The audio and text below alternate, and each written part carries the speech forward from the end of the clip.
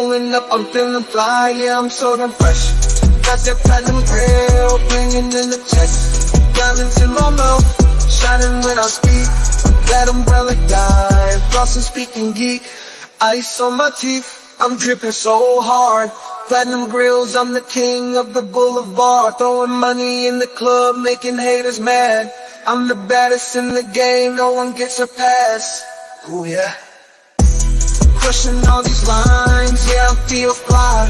Rolling on the dubs, that umbrella guy. Iced out flow on the boulevard. You ain't a comic gangster, don't be playing hard.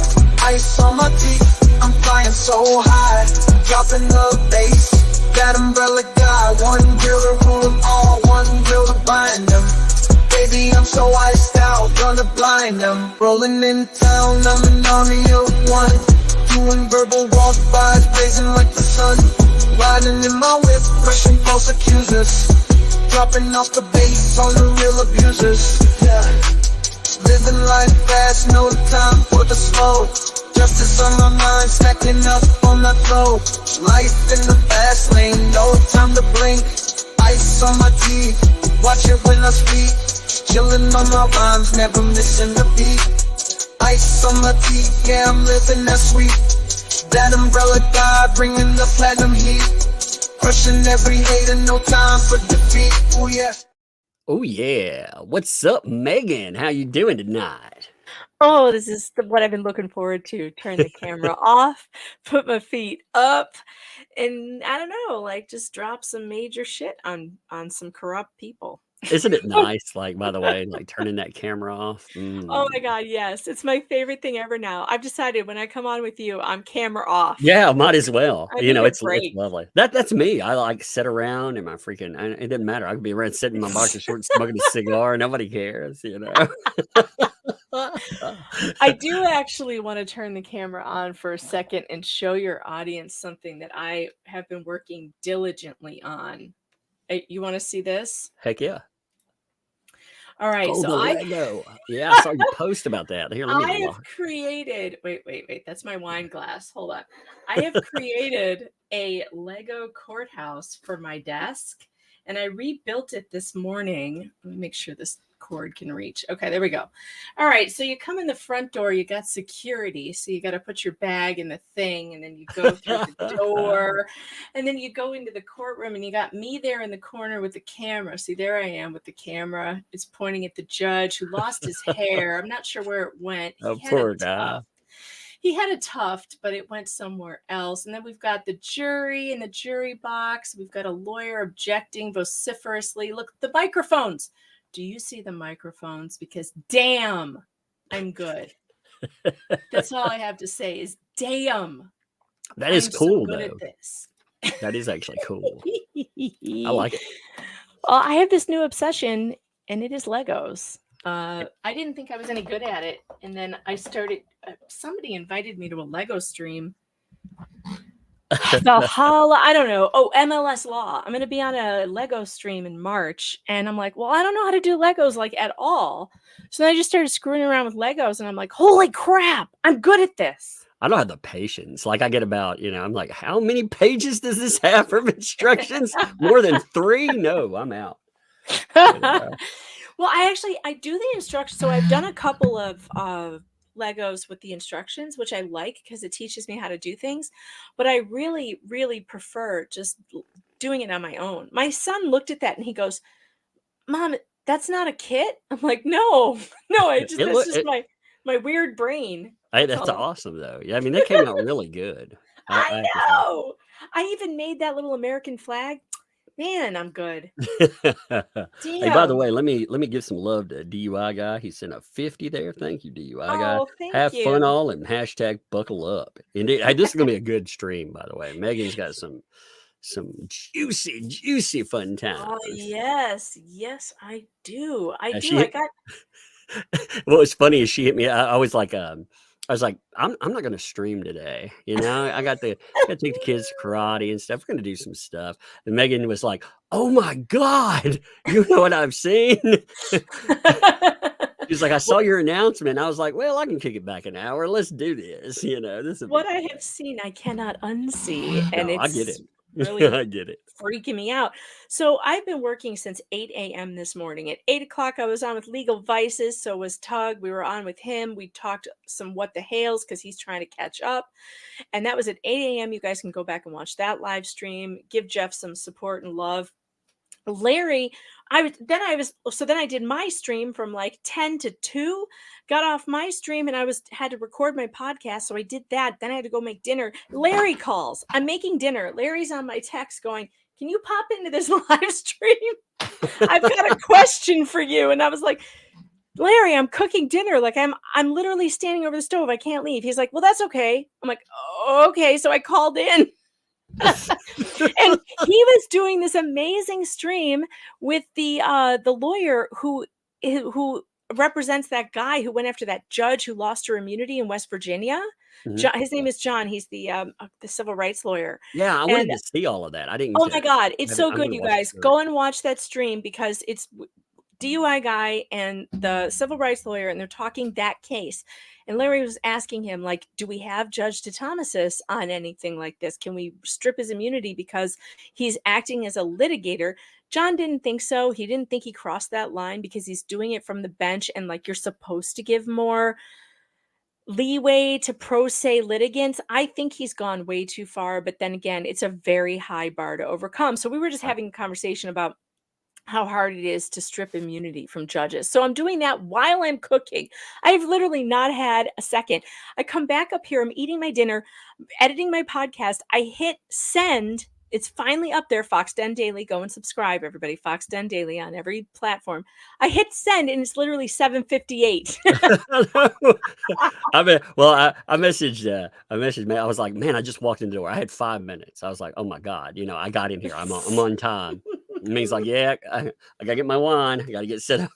Yeah, it's like, oh, good, because I'm good too. I gotta get set too. Man, so I was like, Tug, I gotta go get wine and take a break because like I've literally been working. So this is 12 hours. We're going on a 12-hour day. 12-hour day. It reminds me of the days of covering trials, man. Lord, right? 15-hour days. Oh Lord. Well, it's turning into that now. It's going to be a 15-hour day by the time we're done. But I mean, this is big. This is a big deal. This is actually a really big deal. And I kind of want to do this in a, let's start at the, all right. So I got this. Oh shit. What did I do with my link? Darn it. Hold on. I thought I had it all set up here and I closed a window I didn't mean to close. She's like, I've got it all set up, Tug. It's all good. I've got it set. It's ready to go, baby. Yeah. That's what she's telling me behind the scenes. She's like, oh shit, where's my link? Wait, my link. I killed the link. No, there it is. I found it. Okay. Nice. All right. So here it is. All right. There we go. Okay. You ready to share that? Yes. This is the first thing we need to look at. You're going to be asking yourself as I read this, what does this have to do with anything? Well, just wait. Yes. Just wait. It's all good. Padawan. Gainesville prosecutor William Ezzell charged with video voyeurism. What a perv. Gainesville, Florida. A Gainesville prosecutor has been charged with a prosecutor, mind you. A Gainesville prosecutor has been charged with video voyeurism after he allegedly filmed a woman at a tanning salon, police said on Wednesday. Now, this was in 2014. The incident happened on September 4th at Tan USA in the 6700 block of West Newberry Road. The Gainesville Police Department said 51-year-old Judith Ann Rivera was mostly undressed. Think about how terrifying this is, folks. And applying tanning lotion in booth 2 at Tan USA when she noticed a black cell phone above her, which appeared to be held by someone in booth 3. Ladies, if you're going to the tanning salon, don't get into one of those booths that don't have a roof, okay? Like, don't do it. Just don't do it. Like anybody that gets into a changing booth, anything, men or women, man. I had some weirdo stick a freaking cell phone over a changing booth one time. I was like, what the hell? Oh my God. Are you serious? Yeah, not even kidding, man. I would freak out. I would Oh, I was freak so mad. out. Well, because my kids go in there with me, and I let them try on Well, stuff too. And yeah. I was like, you could have caught. Yeah, it's not just a Oh, man in there. You could have caught my hell kids in there or anything. no. I Yeah. mean, well, that's what they're trying to do. They're trying to catch kids. That's what they're doing. They're a bunch of perverts. Can you say pervert on YouTube without getting demonetized? I hope. You know that. I'll say this. You know that stream I covered yesterday talking about that certain youngster, Yeah. not Uh-huh. demonetized yet. They'll hit it sooner or later. I'm sure. Well, hopefully not. That was a good stream, by the way. It That was was. a Yeah. really good stream. All right, so William, okay, she noticed the black cell phone, which appeared to be held by someone in booth 3. William R. Ezzell, who was employed by the 8th Circuit State's Attorney's Office. Oh, where have we heard this before? Oh, at the 8th Circuit. Well, that's where Jeremy Hales is in court right now, the 8th Circuit. Was the person in booth 3. Rivera told the police when she noticed the black cell phone appear over the wall of her booth for the second time, she began screaming for help. This poor woman. Oh my God. According to Rivera and a TAN USA employee, when confronted with the allegations that he was filming her, Ezzell calmly said, "I don't know why you'd say that." Who, me?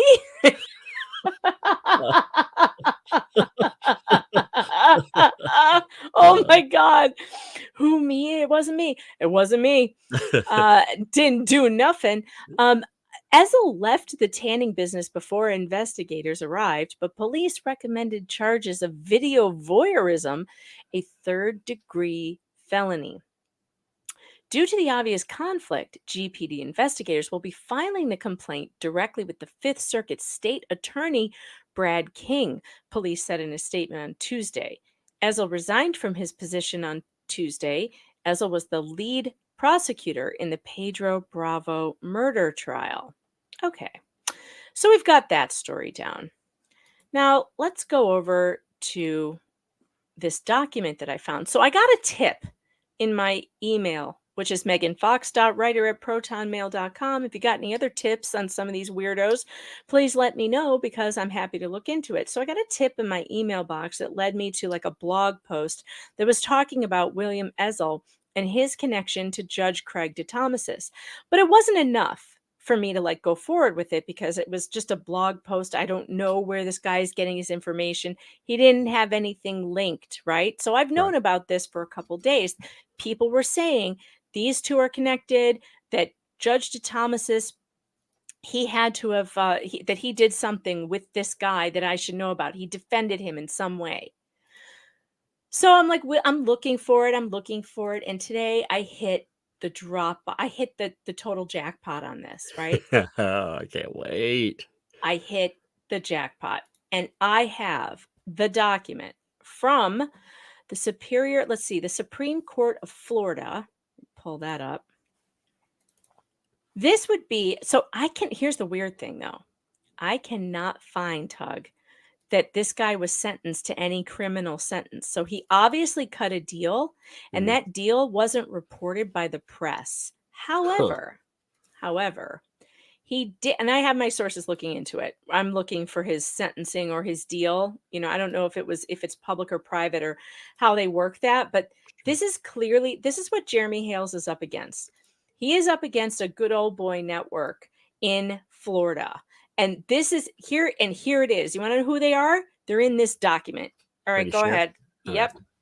In the Supreme Court of Florida before a referee. Now, I checked with my Florida sources. A referee is what they call, when it's a bar complaint.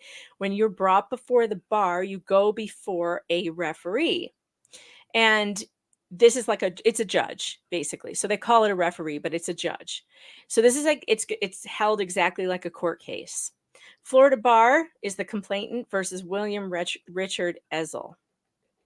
Summary of proceedings. So we're going to read through this. Pursuant to an order of the Supreme Court of Florida dated Tuesday, June 16, 2015, and subsequent order appointing referee by Circuit Court Judge Greg Parker, Chief Judge of the 3rd Judicial Circuit dated June 18, 2015, this referee, Mark E. Fiegel, Circuit Judge, hereinafter referee, was assigned to hear the matter of the Florida Bar, hereinafter the Bar, versus William Richard I keep wanting to say wretched. And you know what? That's what I'm going to call him from now on. That works. William Wretched Ezzell. Really, that works. My brain wanted it to say that. I'm like, you know what? Let's just say it. William Wretched Ezzell. Hereinafter, Ezzell, or respondent, in accordance with Rule 3-7.6, rules regulating the Florida bar, blah, blah.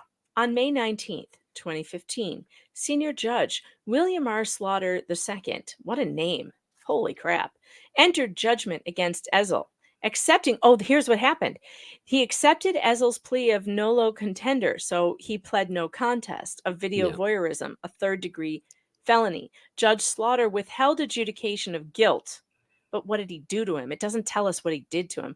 On or about June 15th, the Florida bar filed its notice of determination or judgment of guilt against Ezzell. On Tuesday, June 16th, the Supreme Court of Florida ordered Ezzell suspended from the Florida bar pursuant to 3-7.2 of the rules regulating the Florida bar. The Supreme Court of Florida further ordered that the suspension shall be effective 30 days from the date of said order to permit respondent to close out his practice and protect the interest of existing clients. On Monday, August 10th, a final hearing was held for purposes of determining the proper recommendation of sanctions to the Supreme Court of Florida. The one day, so it sounds like they took his license, like for good, but that's not what happened. The one-day hearing was heard by the undersigned referee and all items properly filed, including pleadings, recorded testimony of transcribed, and by way of CD of the live testimony. Oh, I want that CD. Oh, that would be amazing. Holy shit, I want that CD. Yeah. I didn't read this first page. I skipped to the end before, Right. so I have not read this yet. I've read the end, but I didn't read this part, so I have to make a note to myself. There's a CD. Get CD. Yes. Oh my God. August 10th on Information and Belief. You have a CD that was recorded on August 10th of 2015, and I want it. I'm going to get that. Exhibits and evidence and the report of referee constitute the record in this case and are forwarded to the Supreme Court of Florida. Yeah, MG Law, look into how I get that CD, MG. We need it. We need it. Hey, what's up, MG, by the way? Enjoyed your broadcast. I caught a good part of it last night. It was fun. I know, it was good, wasn't it? He's Yeah. doing another one tonight after this. So that's a good deal. I don't know if you can redirect or not, but I'll try. You know, I thought I did it right the other day. it didn't work. Yeah, well, I'll tell you, I've only been doing this for, over half a decade. And Larry was like, nobody can redirect to you, Tuck. And I was like, I wonder what's wrong. Oh, yeah, I never turned that feature on. Whoops. Yeah.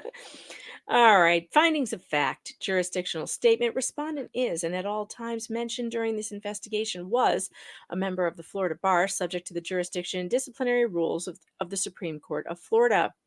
Narrative summary of case. Since Ezzell previously entered his plea of no contest and judgment was rendered on May 19th, 2015, this referee, unless otherwise requested by the Supreme Court of Florida, will not go into detail regarding the specific facts of Ezzell's felony charge. That's okay. We already know what it is. Dude recorded a woman naked in a tanning booth with his phone like a creep, like a creepy perv. And he didn't plead not guilty. He pled no contest. He admitted it. And don't believe when they say no contest doesn't mean they didn't admit it. Not in this case. In some cases, that's true. Yeah, in some but cases. in some cases, that's true. But in this case, you'll see at the end, he actually did admit it, took full responsibility. So what does that mean? I take full responsibility means you did it, right? Yep. Following brief opening statements, aggravating and mitigating evidence was presented to the referee via live testimony and written statements. As a result of the previous plea and judgment as referenced herein, there was virtually no testimony or evidence regarding the crime of video voyeurism, and no specific facts were presented because, of course, they don't want to make it sound worse than, they have to. Ezzell made it very clear from the onset that he was not going to put on a defense to the alleged crime, and he had no desire to put the alleged victim through any additional embarrassment or to bring any further public attention to her as a result of his actions. Well, that was big of him after recording her naked in a tanning salon. Indeed. What a great person. Right? What a stand-up guy. I'm telling you. Yeah, he had to stand up probably on his tippy toes. Or maybe on a bench. Ezzell took full responsibility for his actions. So in other words, he did them. Yep. After brief opening statements by bar counsel and Ezzell's attorney, Ezzell presented his case consisting primarily of character testimony from a variety of witnesses, including 5, count 'em, 5, 1, 2, 3, 4, 5 sitting judges, the state attorney of the 8th Judicial Circuit, the Alachua County Clerk of Court, attorneys either in private practice, the state attorney's office, or the public defender's office, and finally, Ezzell and his wife. In addition to the live testimony, Ezzell presented letters from 32 individuals. Those people I don't have a list of yet, but maybe we can get those letters. Yeah, need that for sure, Terry. Well, I'll tell you who the others are, though, all of whom made it very clear they have a great deal of respect for him and hold him in high regard. A peeping freaking Tom. A peeping, pervy, freaking peeping Tom. These people have a great deal of respect for them. What? What is happening here? This referee, I don't know, Tug, let me ask you something. Let's say that a friend gets caught in this exact same situation, like perving on people in a dressing room. Are you going to court to be a character witness to say it's No. not that bad? No, they admit it. They're Yeah, they admitting admit they did it too. They're not saying, "Hey, I didn't do this." They're like, "Hey, I did it, but tell the court how what a great person I am." It's like, no. No. Like, I'll still talk to you maybe. Like, I'll counsel you on the phone. Like, I'll have a conversation with you. I'll never go tinkle at your house. But I am not going to court to put my name on a document or on a record to say that you're a good person. No, you're a perv. You're a pervert. There's a reason we have a word for that. You're a pervert. No, Yep. I'm not going. What? How did he get 5 judges, district attorneys, all these public defenders? I could see the public defenders? Okay, those I give them a pass on those. The public defenders will defend anybody. Right. But our prosecutors? Come on. Judges, man. Real. Judges? What can you imagine being the victim in this and finding out, hey, this person is backed by this much power in the judicial system? That way, when they go in and they talk about like whatever plea bargain that they're going to do, when they shop it to you, how do you respond? What if you say no? What are you facing in your life? I mean, how can you ever look at that and think you can get a fair shake? Yeah, it's not. I should try and get a hold of this woman. I mean, I hate, like, reaching out to victims really sucks, and I don't usually like to do it, but it would be very interesting if she wanted to talk, how this made her feel that these people all came around him and encircled the wagons like this. Yeah, I mean, he's a sex offender. This is a sex offense. Yeah. Like, in my opinion, maybe it's not legally a sex offense, but it sure sounds like it to me. It should be. I mean, when you're recording people in their freaking tanning booth, dressing, whatever. I mean, yeah. How do you know that that's the worst of what he's done? Oh, it's not. I mean, if you got comfortable enough to shove a cell phone over that, right? You've done something else. Like how many videos does he have of upskirting his colleagues? That's true. I'm telling you, like his business office or, Oh my God. I mean, his home. Good God. Again, you better watch the commode. It might be wired. Oh, it's just gross. It's just gross. Yeah. Oh, okay. This referee makes specific findings that each and every witness that testified at this final hearing were credible witnesses. Well, yeah, they're judges and DAs and prosecutors.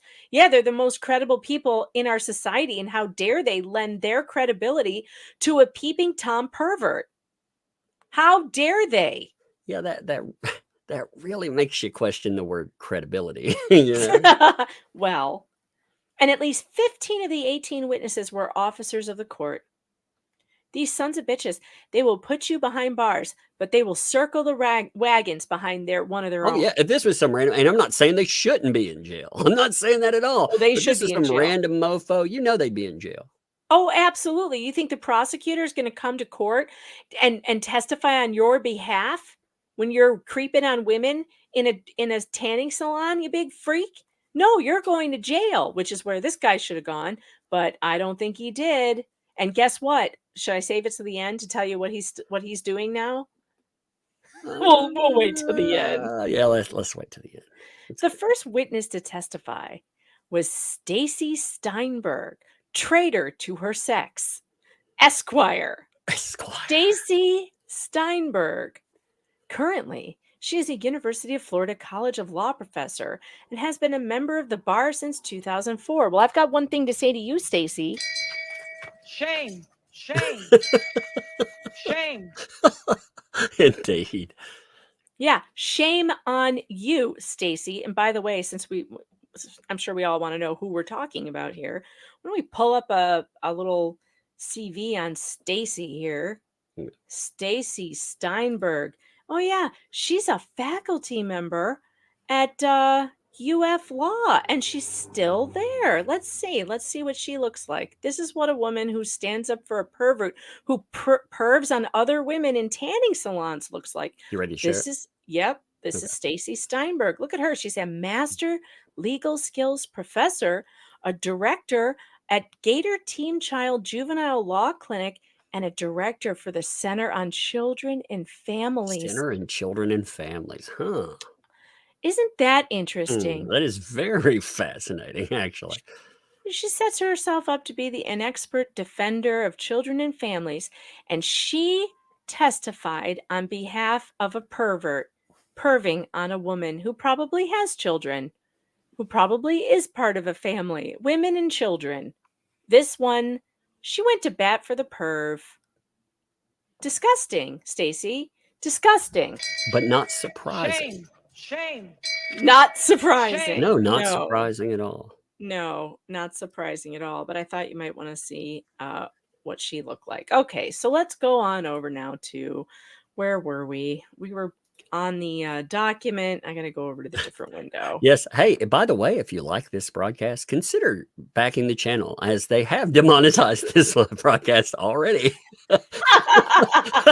No, have they really? They have. Oh, yeah. Well, why? Sure. Because probably the word pervert. So we've discovered. No. I mean, the pervert. article talked about the type of offenses. I mean, that's okay.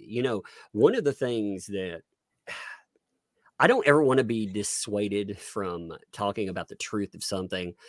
I know people they back you when you do this. So I don't care. I do not want to be beholden to something. Yeah, no algorithm should be telling me what I can. And, I would say 50% of this stuff we talk about is demonetized anyway. So again, like the channel, consider supporting it. Thank you. Yeah, please do, especially because it's my fault that it got demonetized. No. See, it's the subject matter though, because they don't like it. I have a theory on this. I think a lot of people, I'm not saying the people that made this decision, but I think a lot of people in power don't like these discussions because, well, when you see those predator poachers and stuff and they show up at executives' house, guess what executives they show up at? Oh my gosh. Wait, did I say the unspoken part out loud? Oh my bad. All right, let's see. Where was I? The first witness to testify was Stacey Steinberg, Esquire. Currently, she's University of Florida College of Law professor and has been a member of the bar since 2004. She previously worked with Ezzell at the state attorney's office and knows Ezzell on a personal and professional level. I wonder if he's ever upskirted her. I know. This sentence creeped me out. I read it at the beginning. Oh my God. Ms. Steinberg testified on Ezzell's behalf and bragged about it. Pay attention to how many times the word brag is used in this document. And bragged about how he is known as Coach Ezzell to her minor children. What? Yes. Uh-huh. Coach Ezzell. Okay, then. This is a result of Ezzell coaching her son's first T-ball season. Little kids. Steinberg testified that while she was employed with the state attorney's office, and even after, she contacted Ezzell and sought his advice on a regular basis. She states that following these allegations, Ezzell offered to stop coaching the children, but each and every one of the parents voted to keep him on as their child's coach. Oh my God. what is happening to the state of parents, and why don't their guardrails work? I would be Why like, don't- hell no, I don't want no Hell peeping no. Tom pervert. You know, hell to the no. Hell to the no. Even when, again, I don't want people's lives destroyed by allegation, but he goes further than the allegation. No, But but even when he the admitted allegation it. comes up, I don't want somebody that has been accused of doing something heinous that could potentially, you know, have them in contact with my kids. I don't want them in contact with my kids. You know, No. that's And honestly, when you're a parent, if you don't pay attention to red flags like this, you're doing it wrong. Yeah. I'm not saying that this guy is a danger to children. I don't know. But he is a danger to women, clearly, because he admitted to doing what he did. So if he could be a danger to women, I don't want him near my kids. Yes, that's a giant red flag. If you don't see that as a red flag as a parent, then what the fuck are you doing for your kids? And not to mention that these predators, if he were one, they are attracted to coaching positions on purpose so that they can have access to them. This is, as a parent, this is a red flag that should send you into protect mode. You should never say to someone, "Oh, that's okay. We want you to keep coaching even though you have this heinous thing that you did." No, that's not protecting. That is not safeguarding your children. I have to take these classes, you know, to work at the church or to work at my kids' school. They go to Catholic school, and you have to take these safeguarding classes for children. That would never pass the safeguarding, by the way. So whichever team kept him on as a coach was not following their own safeguarding rules. You would never keep someone like that on as a coach. No, with extracurricular activities, that should have been an immediate disqualifier. That should have been just easily. But apparently it triggered some kind of vote because these people were like, no, we were like, let's keep the pervert on. Yay, raw. Yay. Coach, we'll call you Coach Perv from now on. Well, I mean, to be fair though, they did name the team after him. They were like the Little Wretches or something. The Little Wretches. They're like, he's our mascot. Oh, okay. Oh my God. Those of you in the chat are going to make Catholic jokes. I have belonged to the Diocese of Rochester, which has been turning in pedophiles to, was I allowed to say that word? You say whatever. It's too late now. I just don't care. I mean, I say it all the time. The Diocese of Rochester has been under the same bishop for a very long time, who has turned in pedophiles since the 1970s. So we have a very good diocese here that also has had a parent panel in place. And they're the ones who get the files. The parents get the files first. And they have on this panel, they actually have a policeman, a lawyer, and several other community members, and they decide what happens with each allegation. It never even goes to the bishop until they look at it.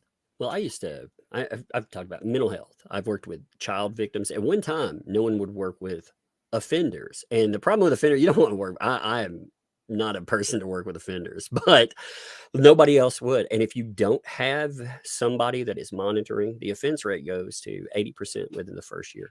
Recidivism rate 80%.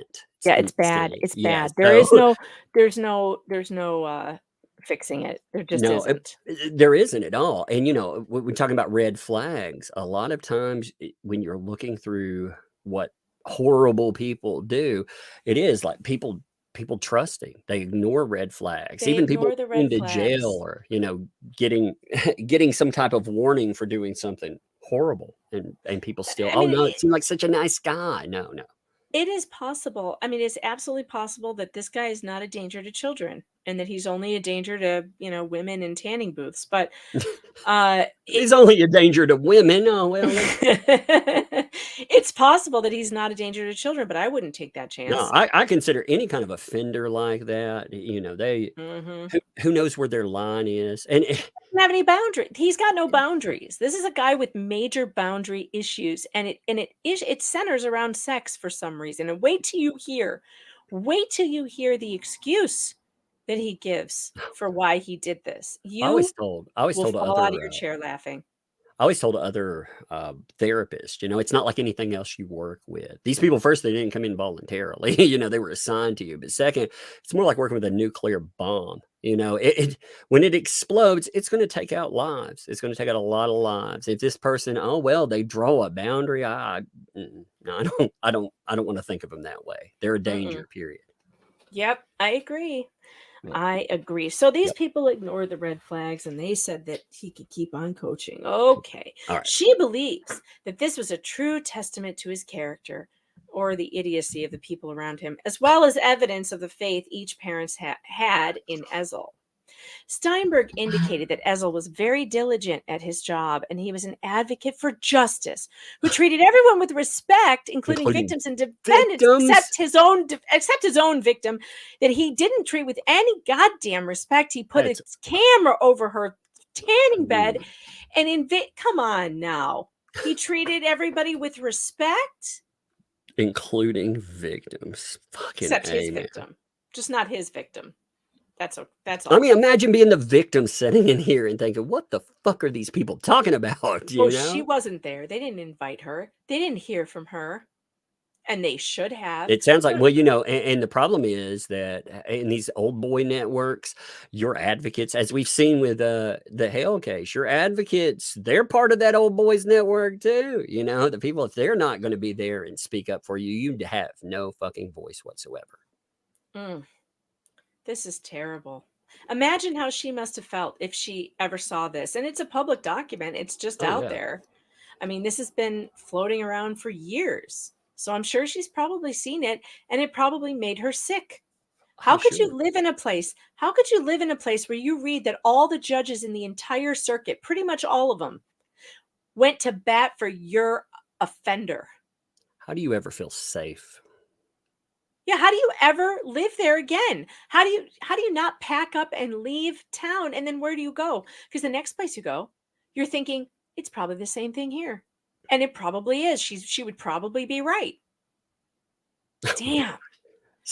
I was looking at older comments to scroll by. Somebody said that where I said somebody had tried to film over the thing. They were like, "Oh, that's why you're an umbrella guy." Hold an umbrella up to stop them. Hey, that's a good application of the umbrella. That's very good. How sick is this? I mean, this is sick stuff. It's really sick stuff. And the idea, like, I can understand. Okay, let's say that you're a prosecutor or judge or whatever, and one of your colleagues, he gets caught in a tax scam. Okay, so you go to the bar and you tell him, he's a decent dude. He's not going to hurt anybody. He hasn't hurt anyone. He did cheat on his taxes, but he's going to pay the fine. Let's keep him on the bar because, who did he hurt? But in this case, like that, I'd be fine with. Yeah. But in this case, you are talking about a guy who you're putting creeps like this in jail every day. And you're going to go to bat for this guy? Oh, good grief. Yeah, good grief is right. This is gross. Joyce Selman says, good grief. Levy County is so corrupt. I need a shower after this story. Yeah. This, it's going to get worse. That's the thing. Next to testify. Next up, Judge David P. Creider, 8th Judicial Circuit Court Judge. And guess what? Judge Creider's still on the bench. And you know what? Here's the thing that's really sick about this story. As I name all these judges, they're all still on the bench. And if DeThomasis is kicked off of the Hales case, they're going to get one of these guys. This is what they're going to get. They're going to get one of these guys who they've all been in cahoots together to cover up for a pervert that worked among them. That's the kind of people that are going to take the Hales case. Does he have a chance to get a fair trial in this entire county? Maybe they need to file for a change of venue. It's insane. You want to see what Creider again, when you start looking at the old boys network, though, really, like people have no idea when we talk about corruption. The corruption, I want to see this face. This guy looks exactly like you would think he would. All right, here we go. You ready?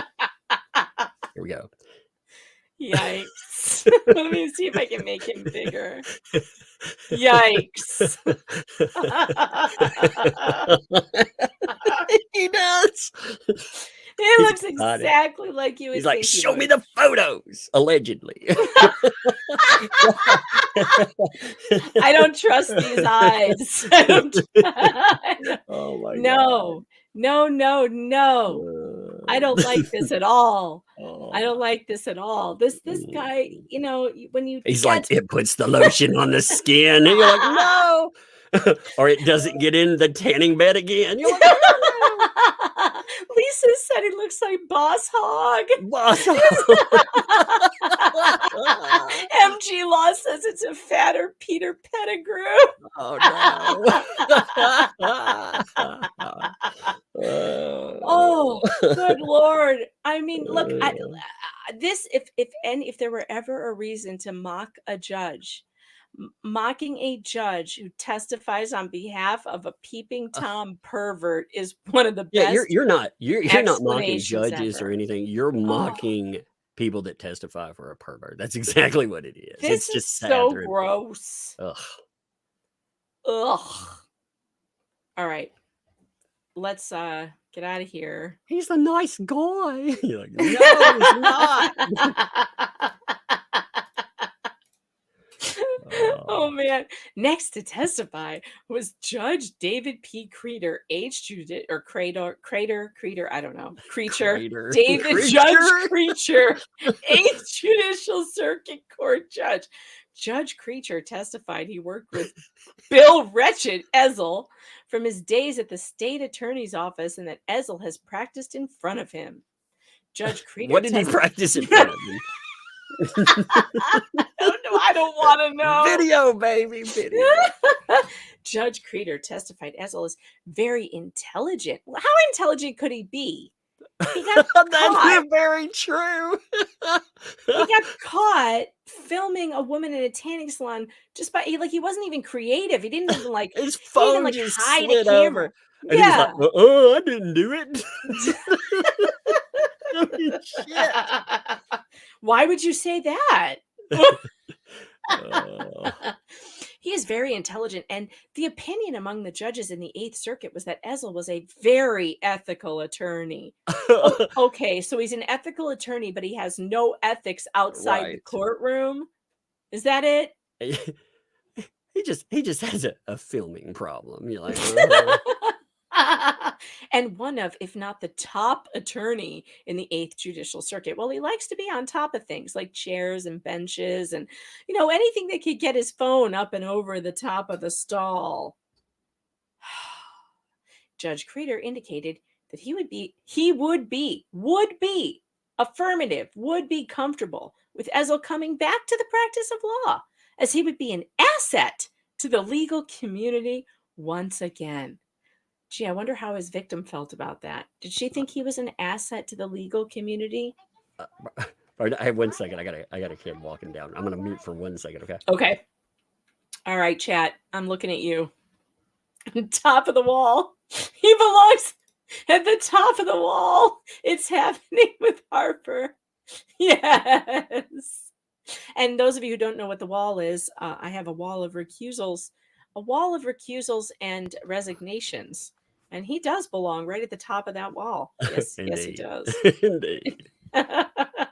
Judge Creeper. Oh, Judge Creeper. yeah, Judge Creeper. That's what we should call him.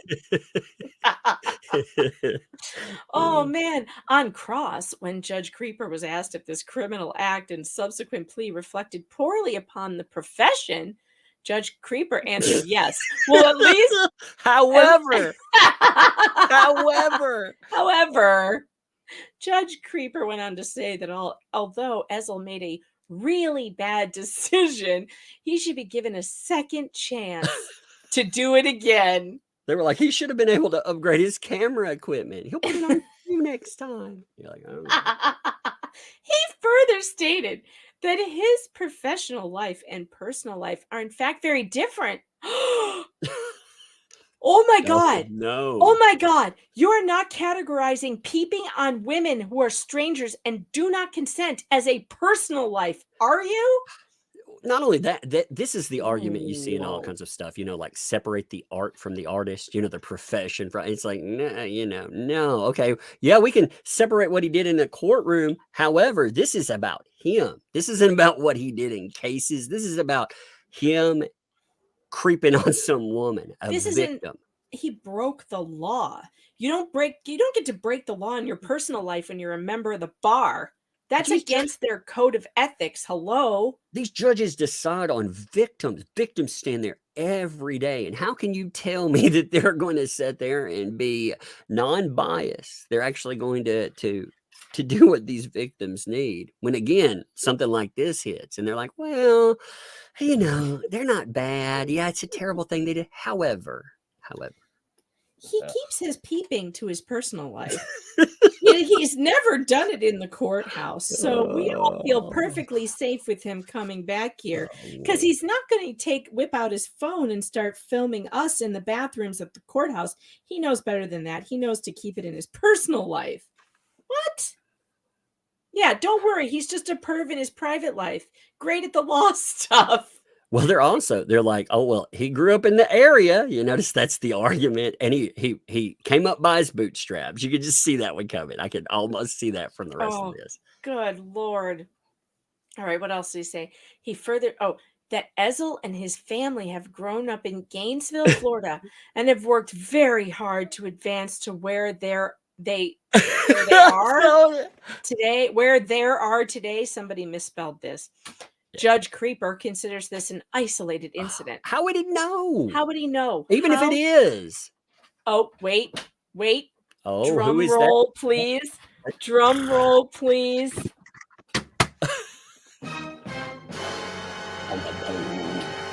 Next, we heard from witness Craig DeThomasis. Dun, dun, dun. Oh my God, Becky. In case you didn't hear me properly. Next, we heard from witness Craig DeThomasis. Now we know what the robing room really is. It's actually where they change clothes and videotape each other. Holy cow. At the time, he was a criminal defense attorney in the 8th Circuit who has been a member of the bar for approximately 32 years. I just figured out something. That's why he got such high ratings for the way he dresses. There it is. Yeah, he got low ratings for a judge, but he dresses really nice. That's about nice. Mr. DeThomasis testified that Ezzell was one of the attorneys in the state attorney's office that he felt comfortable with showing what? His hand. With showing his hand? His hand. Is that a euphemism? I've never called it my hand, but okay, Jed. What was in his hand? He's like, look, mom, juggler. You're like, no. And being completely open and honest when discussing his defenses and strategies prior to trial. Let me get this straight. You had a prosecuting attorney talking to a defense attorney about his strategy prior to trial with the defense attorney? That sounds like you guys are screwing the client. Yes. That sounds like. Yes, it does indeed. He's been very comfortable, like throwing these people under the bus, and it's helped me out quite a bit. That is what it sounds like. It does. It does. Look at that sentence. He felt comfortable with showing his hand and being completely open and honest when discussing his defenses and strategies prior to trial. How is that ethical? Do you think that the state thinks that's a good idea, that prosecutors are sharing their strategies with defense attorneys before the trial? No. I mean, it goes further. I mean, he doesn't use trickery upon defense attorneys. What? He testified Ezzell was not the type of attorney who would withhold valuable information or use trickery upon defense attorneys. I mean, what? MG Law is piping in. He says, yeah, that ain't right. Yeah, you're not supposed to tip your hand to No. the defense before the trial. So he only uses trickery in the changing room? I mean, is that what we're hearing? That's strange. He keeps all the trickery for the dressing rooms. He's like, that's not a phone. It's a disability. That's my hand. You're like, no, it's not. Mr. DeThomasis testified that Ezzell was always fair and open-minded when dealing with- Open-minded. He was very open-minded. He's very, very. You could say that he was. I can't.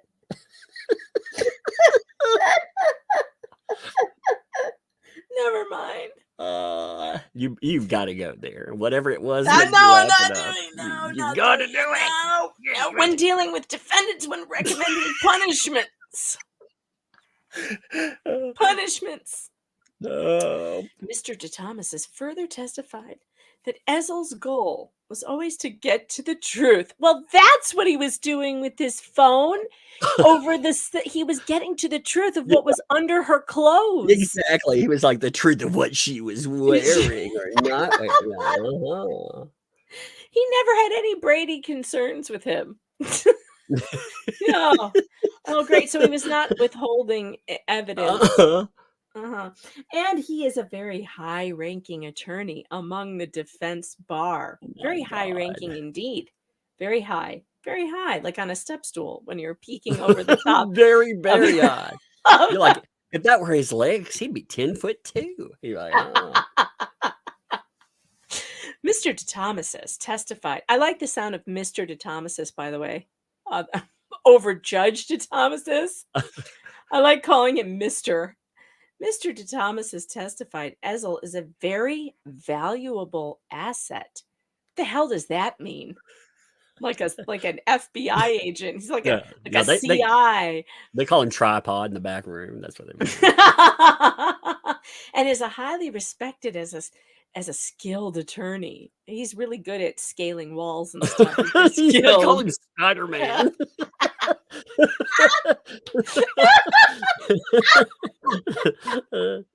You're like, oh, look, it's so wretched. He's hanging from the ceiling again. Oh, Lord. A very skilled attorney with respect to his trial skills and his ethical obligation. You notice how they have to qualify everything? Because they're like, if they just called him skilled, I mean... Oh, yeah. Oh, no, with respect too. Oh, okay. Oh, Mr. DeThomasis believes that a 90-day suspension would be appropriate, and he believes the legal community would accept Ezzell with open arms. Insert lawyer joke here. That is a bunch of bullshit right there. He's like, yeah, I did it. 90 days, baby. Oh my God. Let's see. Which lawyer joke would fit there? There are so many lawyer jokes you could tell. Could you imagine? Wait. Here's a question for you, Megan. Could you imagine like somebody you knew calling you and being like, "Hey, would you be a character witness?" You'd be like, "Yeah, sure." Like, what's it about? And they're like, "Well, I got caught filming some woman." And I mean, what the fuck?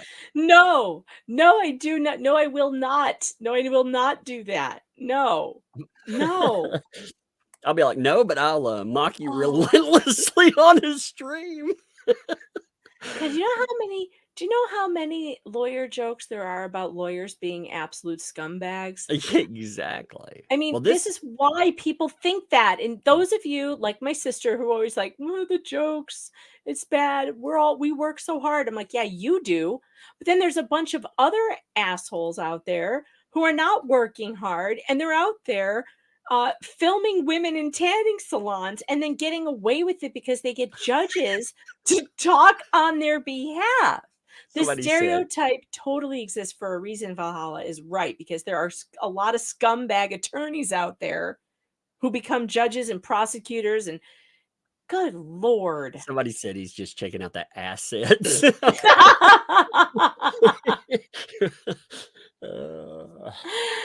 Oh, Jeremy already has seen this, I think. I don't know if he's seen this particular document, but he Yeah, knows you about know, this but the story. thing is, I mean, it's bigger than this freaking judge too. I mean, we're talking about, yeah, if he knew about the 5 judge, okay.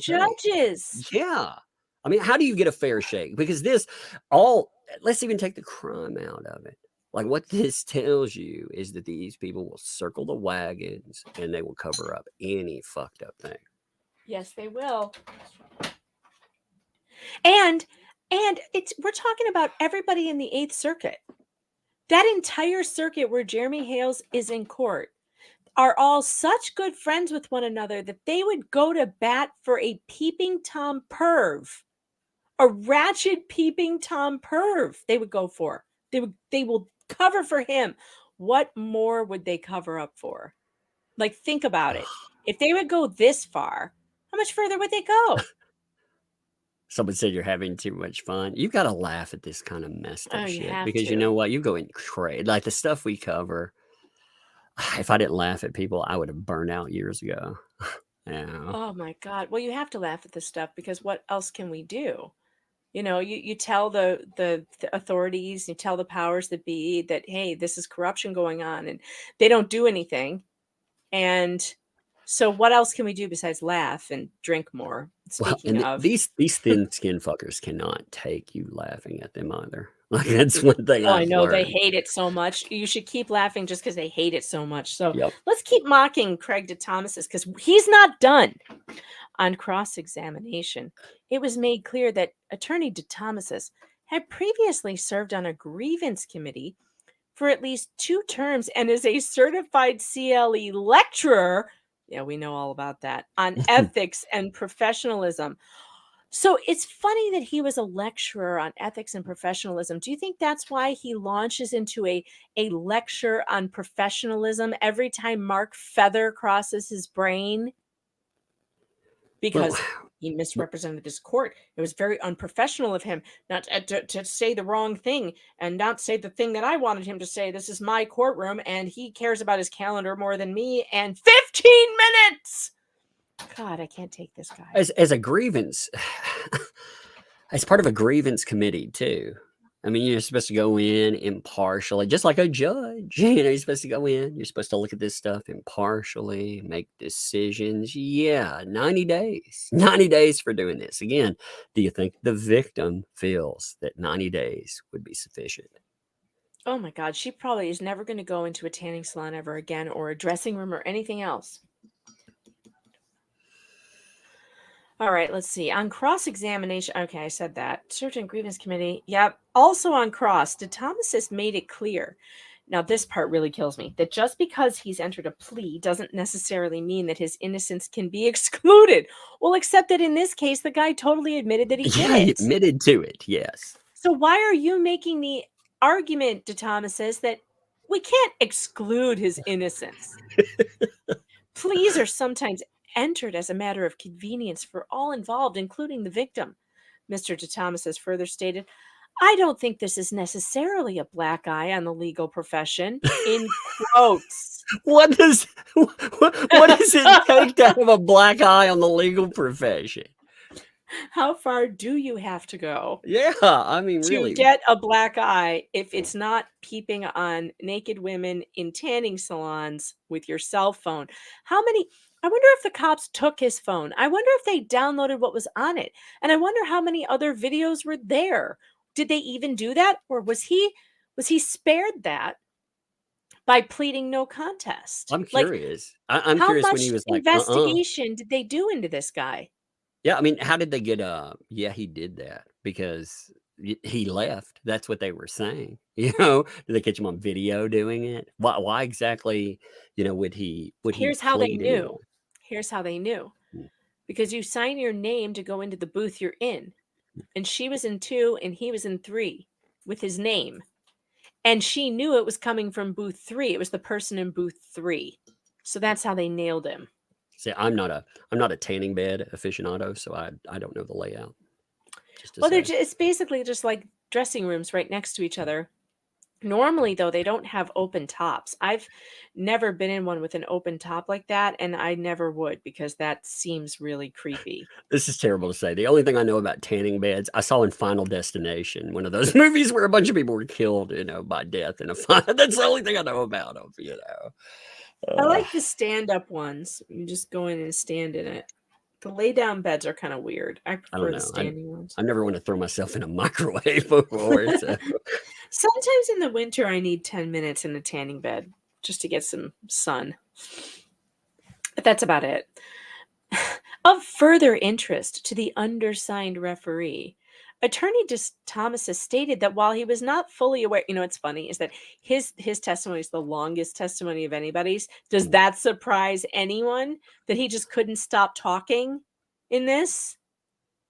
Of further interest to the undersigned referee, Attorney DeThomasis stated that while he was not fully aware of all of the facts of Ezzell's criminal case, maybe you should become aware Maybe. before you become a character witness for someone. Mhm. He believes that this matter can be addressed and the issues can be fixed if he takes the necessary steps. But I thought he just said he didn't think he did it. What steps exactly? Okay, they said 90 days. I mean, what else are they going to do? They're not going to register him as an offender. They're going to make him go to the psychologist. In fact, he testified that it would likely make Ezzell a stronger person. I wonder how the victim feels about that. Is she going to be a stronger person after this? After watching the entire legal community rally around her abuser? Her Is she admitted stronger? abuser. Yeah. Admitted abuser. I always like that word there, Yeah. Yeah. The admitted perv. He's going to be they're worried about how strong he's going to be. Judge Colaw, circuit court judge in the 8th Judicial Circuit, still there, by the way. Should we see what he looks like? Oh, yes, of course. Okay. Let's pull him up. Let's see. I like my avatar with my I'm not a body. It looks so sad right now. He's like, oh, no. I'm going to put on my chef hat because I think we're cooking tonight. Let's see. Where's my chef hat? There it is. We're cooking. All right, here we go. Judge James M. Colaw. Bam. Let's see this. I like how it's. Also, pretty much looks exactly how you would imagine. This is the good old boys club in the 8th Circuit. Look at this dude. Isn't he just the least bit ashamed of writing a character witness or testifying for the perv? Like these guys look like you'd find them parked out back, like a freaking pickup truck. They'd be like, beers, brews, and babes. That's how they all look to me. Oh, I want to know I want to see the hard drives of all of these judges. I want their hard drives investigated. I want to know if they're swapping these videos. Like, did any of these people get videos from him? Do they have some kind of circle of video sharing going on? I can't think of any other reason why you would put your reputation on the line for this lawyer. No, throw him under the bus. There must have been something there because when you look at this and all this old boy network, they didn't crush it right away. There must have been something damning that kept it going. It's weird. Oops, I didn't mean to do that. I hit the wrong button. Thank God the camera's focused. That's why. On the look, I don't even have a cat. This is fun. I'll just mention this. I was like, hey, after the Jeremy Hill thing, I was like, hey, you guys want anything? He was like, yeah, I want to see what you look like. And I was like, I don't have a camera, man. I don't have a camera at all because my kids would turn it. My kids would turn it on in like 3 seconds if it were down here on accident. So, but it was funny. Would. I was like, well, I did say no. I said, if you need anything at all, he was like, well, I need to see. I was like, boom, that's a pretty good one. Not gonna happen. Yeah, I just thought it was funny. I don't keep a camera around though, pushing buttons on accident. Right? It's a good thing it wasn't pointed at my haggard face right now. I've been working. I ended up doxing my armpit or something. All right, let's see. Judge Colaw, circuit court judge in the 8th Judicial Circuit, testified he has known Bill Ezzell for quite some time, that he produced great quality work as an assistant state attorney, and that he was the lead prosecutor in the Pedro Bravo murder trial, in which conviction was rendered. Oh, so he locked up a murderer so we can let him spy on the ladies once in a while in the dressing rooms and That's in the so tanning crazy. salons. He This also is not that big of a deal. he produces great quality work as an amateur videographer. You're like, all right. I'm waiting to hear that one. He says the opinion among the judges of the Eighth Circuit was that Ezzell is one of the finest attorneys in the Eighth Circuit, even the state. This guy's so good. He's as good as anybody in the state. He's one They of the didn't say he finest was good. They said he attorneys. was fine. Ooh, he's fine like Fine. wine, baby. They're talking about it without a shirt on. I'm telling Wow, you. this guy is a real he's a real winner, this one. Yep. He's such a fine attorney that all of that fineness just has to run over into tanning salons and over the guardrails of society to spy on women naked in tanning salon beds because he's just such a fine attorney. I'm so grossed out by this. Judge Colaw had no concern, not any, with Ezzell being reinstated to the practice of law. Sure, give this guy legitimacy as an officer of the court, someone who spat in the face of the court, someone who spat in the face of our laws. Yeah, sure, give him back all his legitimacy. Sure. That Well, makes total sense. as a prosecutor, he is a victim advocate. That's what he's there for. So somebody that victimizes, you would think that would be a problem as Well, do you remember when I don't know, were you paying attention to the Stephen Avery case? Did you make a murderer? So that prosecutor, God, what was his name? I'm going to forget it now. The chat knows. He was a real perv too. So he got caught shortly after that documentary came out. He was sexting victims and propositioning victims that he was working with through these sexting exchanges. And he was fired immediately. Like no one ever stuck up for him. Should be, I mean, absolutely. That is so beyond the line. Yeah, it's really bad when a prosecuting attorney is preying on victims. They're supposed, like you said, they're victims advocates. There should be a higher bar that we do not reinstate these people to the bar. We kick them out. We take their licenses. We tell them, go be an insurance salesman somewhere because you don't belong as an officer of the court. How do you get somebody that's going to fairly prosecute? I realize they moved to another, but I mean, again, look at the sheer weight of testimony on this guy's side. How would you ever have a prosecutor that wouldn't be willing to take some lowball deal? Oh, I know you wouldn't, because what prosecutor would go after him with 5 circuit court judges speaking up for him? Yeah, because I mean, you might pop up and one of those judges or one of their friends or whatever, Or the golf game you might not get invited to this weekend anymore. Oh no. Or the country club dinner. That's what the text about. To. That's what the text about hitting his balls meant. I'm sorry. Golf game. I got you. Oh my God. J.K. Buddy Irby, Alachua County Clerk of Court for the past 23 years. Now I found him. He's retired. And interestingly enough, I seem to remember the picture of him basically looks exactly like the other 2 guys we just saw. Like they're all like they're the same guy. It's weird. And there's also, I think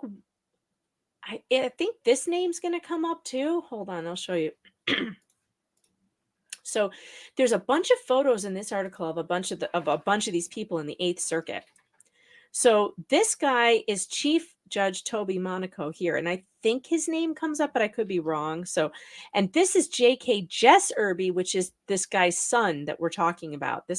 So now the guy who's retiring, his son is getting sworn in as the county clerk. Huh. So we've got nepotism going on. Oh, very well. And we've definitely got cronyism going on. We got Irby will be replacing his father, J.K. Buddy Irby. Why do these 2 both have nicknames? Jess and Buddy? Like, what's the deal here with the nicknames? I- They're good old boy nicknames too. You Oh, know, yeah. I'd be like that umbrella tugless, guy. Like what? Douglas. Tugless. So we've got the chief judge. So this is a swearing in ceremony, and everybody's clapping and being sworn in. So here's the new guy, the son of the old guy, taking over, giving a speech. So then here's his dad. Oh, here, William Cervone. See this guy over here on the left? State Attorney William Cervone gets sworn in during the ceremony. Guess what? William Cervone is one of the guys who testifies on behalf of the perv. It looks like they're gonna clap hands, be like, give some secret handshake. That's the Illuminati What's up, handshake. bro? Yeah. They're gonna eat some babies later, and Oh, I'll see you at the feast tonight. Oh, we'll have lots of blood and Some semen. Oh, babies. good. That's really what it was about. He wasn't looking at the woman. He was trying to figure out what that tanning lotion. He was like, can you cook a baby with that? Later at the water buffaloes meeting or whatever the hell The it is they're gonna water go to, buffalo. they're gonna peel their skin off to reveal their reptilian undersides. Oh no. It's Levy County's version of V. Oh, Okay, so here he is. Here's Irby. Now, doesn't he look exactly like the last guy we just looked at? Like, are these people cloning one another? What is happening? that guy looks like the guy on the left looks like an off version of a like Chevy Chase character. No, he looks like Johnny Carson. Oh yeah, Johnny Carson. There you go. Johnny Carson's not dead. He's a judge in Gainesville. Can you imagine? Oh, man. So this guy, this Irby guy, he's another one. So you see how they're all partying together and they're swearing each other in and swearing each other's sons in when they retire. So it's this guy's son now has the job he had forever as the county clerk, and now his kid's going to have it. And this judge was probably there to swear him in when he started. And it's just all just gross. It's just gross. Reminds me of all those jokes about, family trees without branches. Yes. Let's see if Toby Monaco's name comes up in this, because I feel like it might. Like I remember seeing something, but I don't remember. So I can't say off the top of my head. Let's keep going through this document from the Supreme Court of Florida. So J.K. Buddy Irby, that's that rounded, balding man we just saw, whose son is taking over the job he had forever. Alachua County Clerk of the Court for the past 23 years testified that he has known Ezzell for over 29 years. They're neighbors. As he was neighbors with the Ezzell family and watched him grow up from a mere child. He was a Just mere a mere sprout. child. Yes. He used to love the VHS. He testified that his boys grew up with Ezzell. And Ezzell was not only so that kid his kid that's now the county clerk, he's They're like pals. they're neighbors, they're buddies, they're pals. Mhm. Wow. That should point out just anything else, even without this trial. This should be a problem. Oh yeah, these folks, you're going to see him come in. They live together. They're friends with the family. That's a real problem for anyone that's being tried in these courts. Oh yeah, they're all related and shit. This is terrible. So he testified his boys grew up with him. He was not only a fine lawyer, but a wonderful family man. Because, I know what I look for in a wonderful family man, Tug, is a dude who's going to step out on me and go film some women in a dressing room. Because that says family man. No. Larry Stevens says, can we get back to the Legos, please? Oh my God! Later on, you have to question what these people's personal lives are like. It's creepy. You hear so many times. I've watched so many documentaries on killers and stuff. They didn't really know who they were like. You notice killers, any of those people. You don't have people that step up and be like, "Hey, let's rehabilitate them when they do creepy shit." And here we go, though. No, you don't. But this one, Peeping Toms, yeah, sure. Because you'll never heard of convince me Peeping that Tom? Have you ever heard? I'm sorry. Have you ever heard a community rally around a Peeping Tom? No, No, you usually chase them out of the neighborhood with a couple of shovels. Yeah, exactly. Like you send the boys of the neighborhood after him with baseball bats. You don't go to bat for him. That doesn't make sense. None of this makes any sense. I want off this ride. I don't understand 2024 at all. I don't understand this decade we're living in. I don't think I've understood things since 1998, to be totally honest. I think Maybe the world is 2000. I think the world has always been this fucked up. We just have cameras everywhere now, and we have instant access to trial transcripts, and we can actually see, sometimes in real time. This is a decade, you were talking about a decade old, and we wouldn't even think about this were it not for what the hells are going through. It's just, yeah, you're right. We would never have found this without them. So this brings to light another comment. This is actually a very serious comment. Without the Hales going public with their story, which is the thing that Judge DeThomasis really doesn't want them to do, right? And he's trying to stop them from doing it, punishing them for publishing things on YouTube. But without them doing that, even as, bombastic as their videos are or whatever, whether you like them or hate them, if they hadn't done that, we would never have seen this. We would never have seen this document, this bar hearing, where 5 Eighth Circuit judges and DAs and I haven't even gotten to the most egregious one yet. We are still not at the one that's going to make you the sickest. We would never have found this. So it goes to show that what they are doing is truly newsworthy, because this is news. Yep. I'm going to write about this. This is news. All of these judges deserve a public shaming for what they did. Oh man, I can't wait. Grudge Judge exposed. You can see my video now. I mean, it's terrible. Oh my God, the thumbnail. I'm gonna have a Grudge Judge exposed. I'm gonna have a little Grudge Judge over there, and then I'm gonna have somebody reaching over a tan in bed. I'm gonna have a cell phone creeping in. Oh my God. The chat says I should make a Lego tanning booth, and I'll put Ezzell. I'll put Ezzell over the top of the cell phone. Oh no.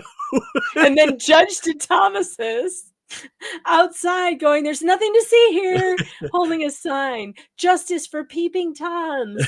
You could just add it to the freaking courtroom. It sounds like there might be one already. Like free tans in back. Like, I'll make a tanning salon that is connected to the courthouse. You could get a little Judge DeThomas. He could have a sign. It'd be like free tans. Oh, yeah. Now I have to do it. I'm going to do it. All right. He further agreed that Mr. Ezzell should be reinstated to the Florida bar. Next, we heard from Judge James T. Browning, Levy County Court Judge. Let me see. Did I find Browning? I may not have found Browning. He might be the one that I did not find. There was like 1 or 2 that I couldn't find anymore. So I think he might be one of them. I'm sorry. I read that. Okay. That Levy County Court Judge Browning stated he supervised Ezzell and evaluated Ezzell while he was with the state's attorney's office. Judge Browning holds Ezzell in very high regard and has seen him deal directly with women and children who are victims of crimes. I wonder if were any of them victims of voyeuristic crimes by any chance? I mean, yeah, exactly. And if Ezzell's a voyeur and he had voyeuristic victims, was he getting off on hearing their stories? Oh my God. Ew. Gross. Look, I can't even think about this. This is disgusting. He should never be allowed near victims again. He testified Ezzell knew how to deal with women and children to make them feel comfortable. Oh, so he's good at grooming? Is that what he's saying? So I was looking at peeping Tom laws because I was curious about registration there. So they were like, well, under the registration penal code, they're not required to be. The stigma, however, is they say, well, the stigma can be as bad as these. Apparently not. Apparently not. We would never have known this about this guy. There's one article about him, and that was it for the rest of time. He opined that Ezzell was one of the best assistant state attorneys in the 8th Circuit when this incident occurred. All right, good news, pervs. All you have to do to be able to perv on whoever you want is be a really good attorney. As long as you're a good attorney, you can perv on whoever you want, and judges will come to your defense, at least in the 8th District in Florida. So attention all pervs, get your law degree and be a diligent attorney, and then you can just do whatever you want. Oh no, if the watch the citizenry like double now. They'll be like, Megan Fox told us we could come here. Judge Browning further testified. Oh, wait. Yeah, he further testified that he supported Ezzell and recommended him for a judicial appointment and thinks he will be an asset to the bar again upon reinstatement. He further testified that Ezzell has helped a lot of people. Just not that one woman A at that judge, tanning though, a booth. judicial appointment. Can you imagine? He'd have total immunity. Total immunity he would have. And all the cover that comes with as being a judge. Cops wouldn't mess with him. Nobody would mess with him. He could do whatever he wanted. He further testified, that he helped a lot of people. He's very smart and compassionate, and he can be an asset to the state of Florida and its citizens, except for the ones in tanning booths, just not those citizens. During cross-examination, Judge Browning discussed the fact that Ezzell had been publicly excoriated because he has lost his chance at judicial appointment. Oh, boo-hoo. He has lost his division chief job at the state attorney's office, and he is currently without his bar license. Judge Browning believes with proper help and treatment and upon appropriate release from the appropriate professionals, Ezzell should be reinstated. Next, we heard from Assistant State Attorney Omar Hechavarria, and this is the one that's going to make you really sick. Let's look at who Omar Hechavarria is, if that's how you say it. I don't really care, because this guy is a real, well, he's a dickbag. Let's just put it that way. He's a real Hechavarria. That sounds like he's a real dickbag. Let's just share my Google document here that I made, because I took a screenshot of him. Let's see if I can make him bigger. Let's read about him, shall we? He is the division chief of crimes against women and families. Oh my God. The division chief. Now let's read what this guy is supposed to be doing. The Crimes Against Women and Families Division is responsible for prosecuting all criminal cases involving sexual crimes and domestic violence. Well, isn't that interesting? Because this is a case that probably would have fallen under his purview. Purview. Yeah, purview, for real. Yeah. The Crimes Against Women and Families Unit primarily prosecutes violent crimes, including assault, aggravated assault, battery, aggravated battery, sexual assault, sexual battery, stalking, aggravated stalking, kidnapping, false imprisonment, or any criminal offense resulting in physical injury or death, or by anyone else who is residing in the same house, blah, blah, blah. You know, this makes me mad. His specialty is crimes against women and families. And he has the nerve to use his position to go and give testimony for someone who committed a crime against a woman in a tanning booth. Gross. That's but gross. Not surprising. That's the when you hear this, it's like, holy crap. At the same time, it's like, yeah, I'm not surprised. I'm never surprised by any of this anymore. It's just awful. It is. Absolutely awful. So he's been the assistant state attorney for the past 27 years, and he still is. Mr. Hechavarria says he worked very closely with Ezzell, and he knew him on both a personal and professional basis. Mr. Hechavarria made it very clear that Ezzell's goal when prosecuting cases was justice over victory. He wanted to ensure justice was served for all parties involved, except for the ones taking off their clothes in a tanning booth somewhere. Those people don't deserve justice. They deserve a cell phone recording that he's going to jerk off to later. He further explained how Ezzell set up a program to allow first-time DUI offenders, specifically college kids, different options in dealing with their charges. Yeah, Mr. basically. Oh, he sets up programs where people they don't face consequences. Interesting. Uh-huh. Mr. Echevarria states Ezzell is highly respected by other attorneys, and he cannot recall ever hearing a poor comment about Ezzell, even from the defense bar.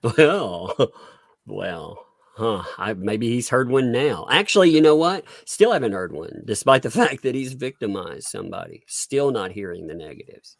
Yeah, still not hearing any criticism. Weird. Mm, Somebody ought to criticize this guy. yeah.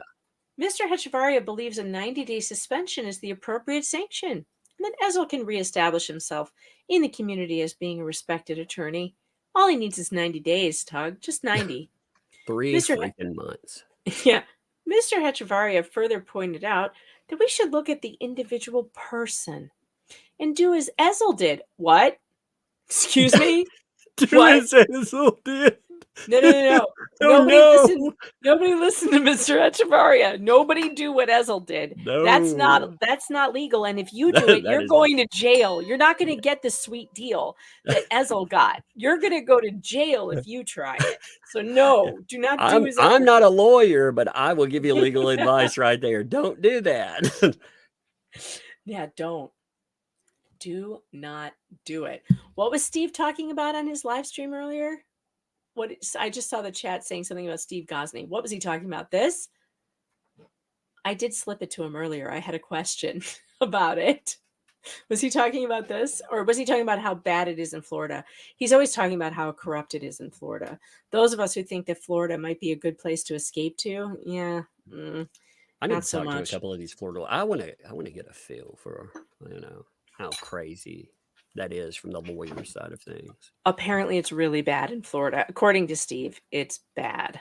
Yeah, see, I need to talk to some Florida lawyers. If you are a Florida lawyer and would like to come on and laugh at things you don't have to mock anything. I will do it for you. So, Yeah. Okay, so we should do as Ezzell did, and that is clarifying justice, essentially to take the matter on a case-by-case basis. That sounds really bad. A case by case. It's a tanning bed by tanning bed basis. Yeah. Do you record or not record? That is the question. The next witness was Kanan Goldman, assistant public defender, whose picture I couldn't find, but he is still there. He is the assistant public defender in the 8th Judicial Circuit, a member of the bar since 2000. He is currently a felony division chief and working approximately 4 to 5 years against Ezzell.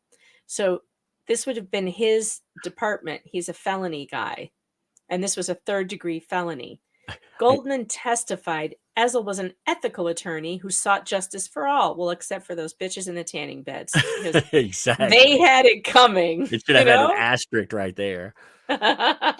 He testified Ezzell always kept in mind that there were 2 sides to every story, and he wanted to know the defendant's side too. Probably because he was one of them. I'm sure. Yeah, I'm sure he didn't want the defendant's side of the story coming out in this particular case. Mr. Goldman testified that if Ezzell is not reinstated, it would be an extreme loss to the bar. Look, if a perverted peeping Tom lawyer is an extreme loss to the bar, I hate to think what would be even a lesser loss to the bar. I hate to think. The standard is so low that I hate to think who they are tossing out, That's terrible, man. Oh, yeah, Dahmer was just munching on some gay guys, but he's an extreme loss to that. You're like, no. On cross, Mr. Goldman stated that everyone should be treated individually on a case-by-case basis. Yeah, again, with this case-by-case basis. And that Ezzell had done a lot of things for the criminal bar, such as bringing the public defender and state attorney's divisions together for lunch. Oh, my God. Oh, my God, I didn't read this. This is the first time I read this part. Hey, wait. So he's bringing them to places? Yeah, he's taking them to lunch. Does he set up the venue? And other communication events. And that should be considered. Yeah, did he put cameras in the stalls beforehand?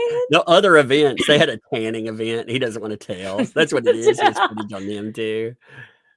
And was he buying them off? I don't understand why he was taking the entire divisions out for lunch and other communication events.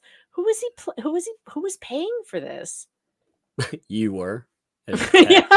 Yeah, probably the Judge James P. Nylon, a circuit judge in the 8th Judicial Circuit. Now, I do have his picture. I think. Let me see.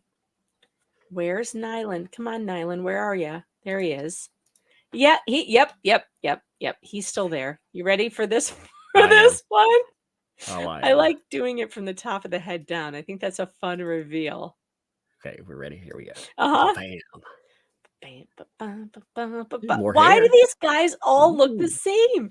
More hair. Actually, he looks a little more jovial than the rest. He does. You know, the other ones, it's like, well, Megan proved that Mr. Potato Head has cousins, but this one. He actually looks like he might have kinder eyes than Yeah, the others. Not so dead inside. Then again, I don't know. Either that or he's got those bell tower sniper eyes. I can't decide. That's going to end up in a podcast.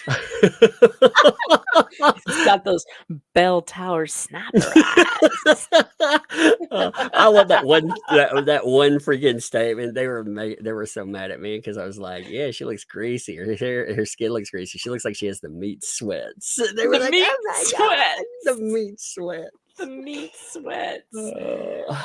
Yeah, he does look like a judge. He definitely has He does. judge look to him. He's like right out of Central Casting. Yep. But I don't understand, Judge Nylon. Why did you do this? Like He really does. You look like a nice guy. You look like my Uncle He's like coming straight out of law school. You're like, yeah. Exactly. Why did you do this? Why did you put your name on a document standing up for this perv? Why would so many? Really? Like, that is a good question. It's a really good question that we need an answer to.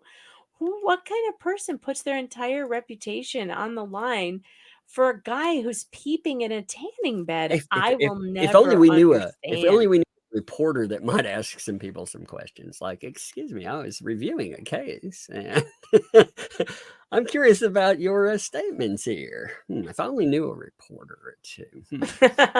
Oh, they'll never answer. Judges never respond to press inquiries, ever. Judge Nylon, the one with the nice looking eyes, a circuit judge in the 8th Judicial Circuit, recognized Ezzell was not an overbearing prosecutor and one who treated everyone with respect and fairness. He acknowledged he had great legal skills and was a great prosecutor. Judge Nylon went on to further state that Ezzell's reputation among the bench was very good. He was skillful, again with the skills. This guy with the skills. It's very skillful. He was good at scaling those walls and climbing those bathroom stalls. He was held in high regard, and he was professional and appropriate. Well, as far as you knew, but when he was out at the tanning salon, he wasn't so professional or appropriate there, Judge. He was holding what in high regard? It sounds like his phone, perhaps.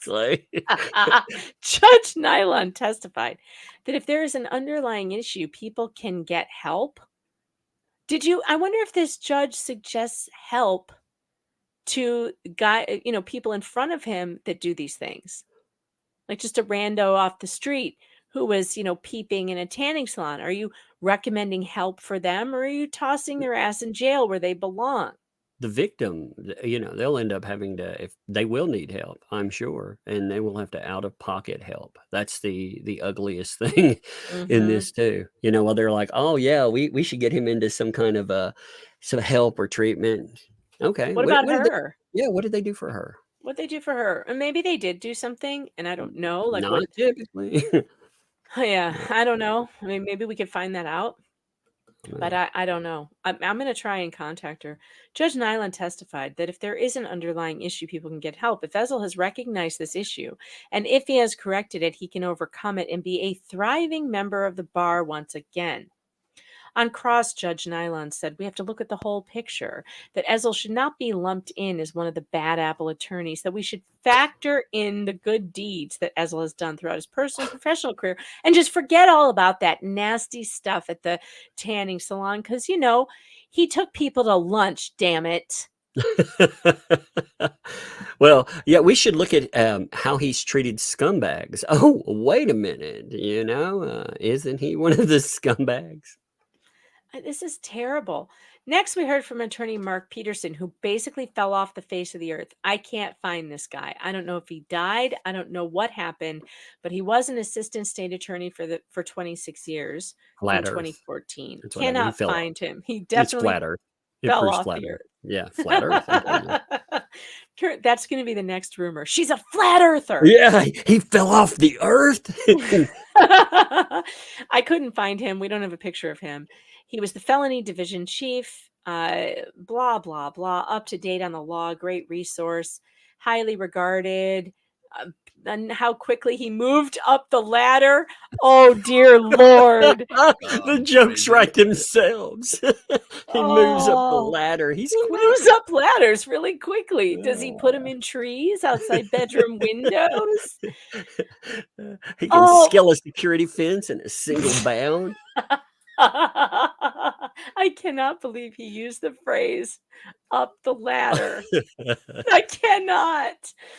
He attributes that to Ezzell's intelligence, respectfulness, nimbleness. No, just kidding. Not nimbleness, fairness. And that he's seeking justice.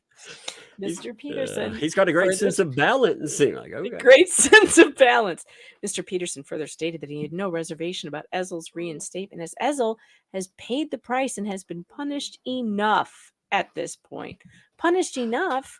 What punishment did he get besides, you know, losing his bar license for a while? How come he's not in jail, becoming somebody's, you know, booth bitch or whatever they call them? Exactly. What's a booth bitch? I don't know. That just came out. I don't know what that means.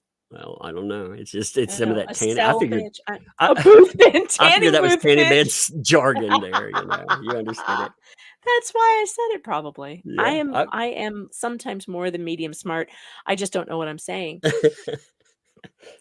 Of interest, Mr. Peterson made it very clear that Ezzell is very remorseful.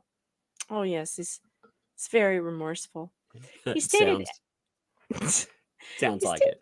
He stated that Ezzell took responsibility for his actions immediately, and he made it very clear to Peterson that he wanted his two sons, once they become of appropriate age, to know that their father lived up to his mistake and did not try to beat the system and dodge this mistake. So that right there, that flies in the face of what DeThomasis said, because he was like, hey, let's take into the innocence of the person. There's two sides. Well, yeah, except, I mean, right there, he took accountability. Yeah, he said he up. did it.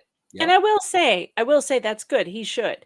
And people who do stuff like this ought to own up to it. Sure. But you don't run to your judge friends and ask them to lessen the blow. You take is that the blow. really taking accountability? It's not. No, it's not. If he really meant it, he should stand in front of a judge just like all the people that he has prosecuted who stood in front of the bench and take his hits. Take whatever it is. You just take that medicine, you swallow it whole, because if you really are going to take responsibility, then you take the punishment too. This guy, and it's not a mistake. Thank you for pointing that out, Lisa. It's not a mistake. He willfully and knowingly did what he did. He is a grown ass man who's intelligent and a lawyer. He knows the law. The bar for him should be much higher. I'm not buying this. It should be much higher too, because, you know, look at the position that he's in. And I'm not talking about in the tanning bed. I'm talking about in the courtroom. The position he's in.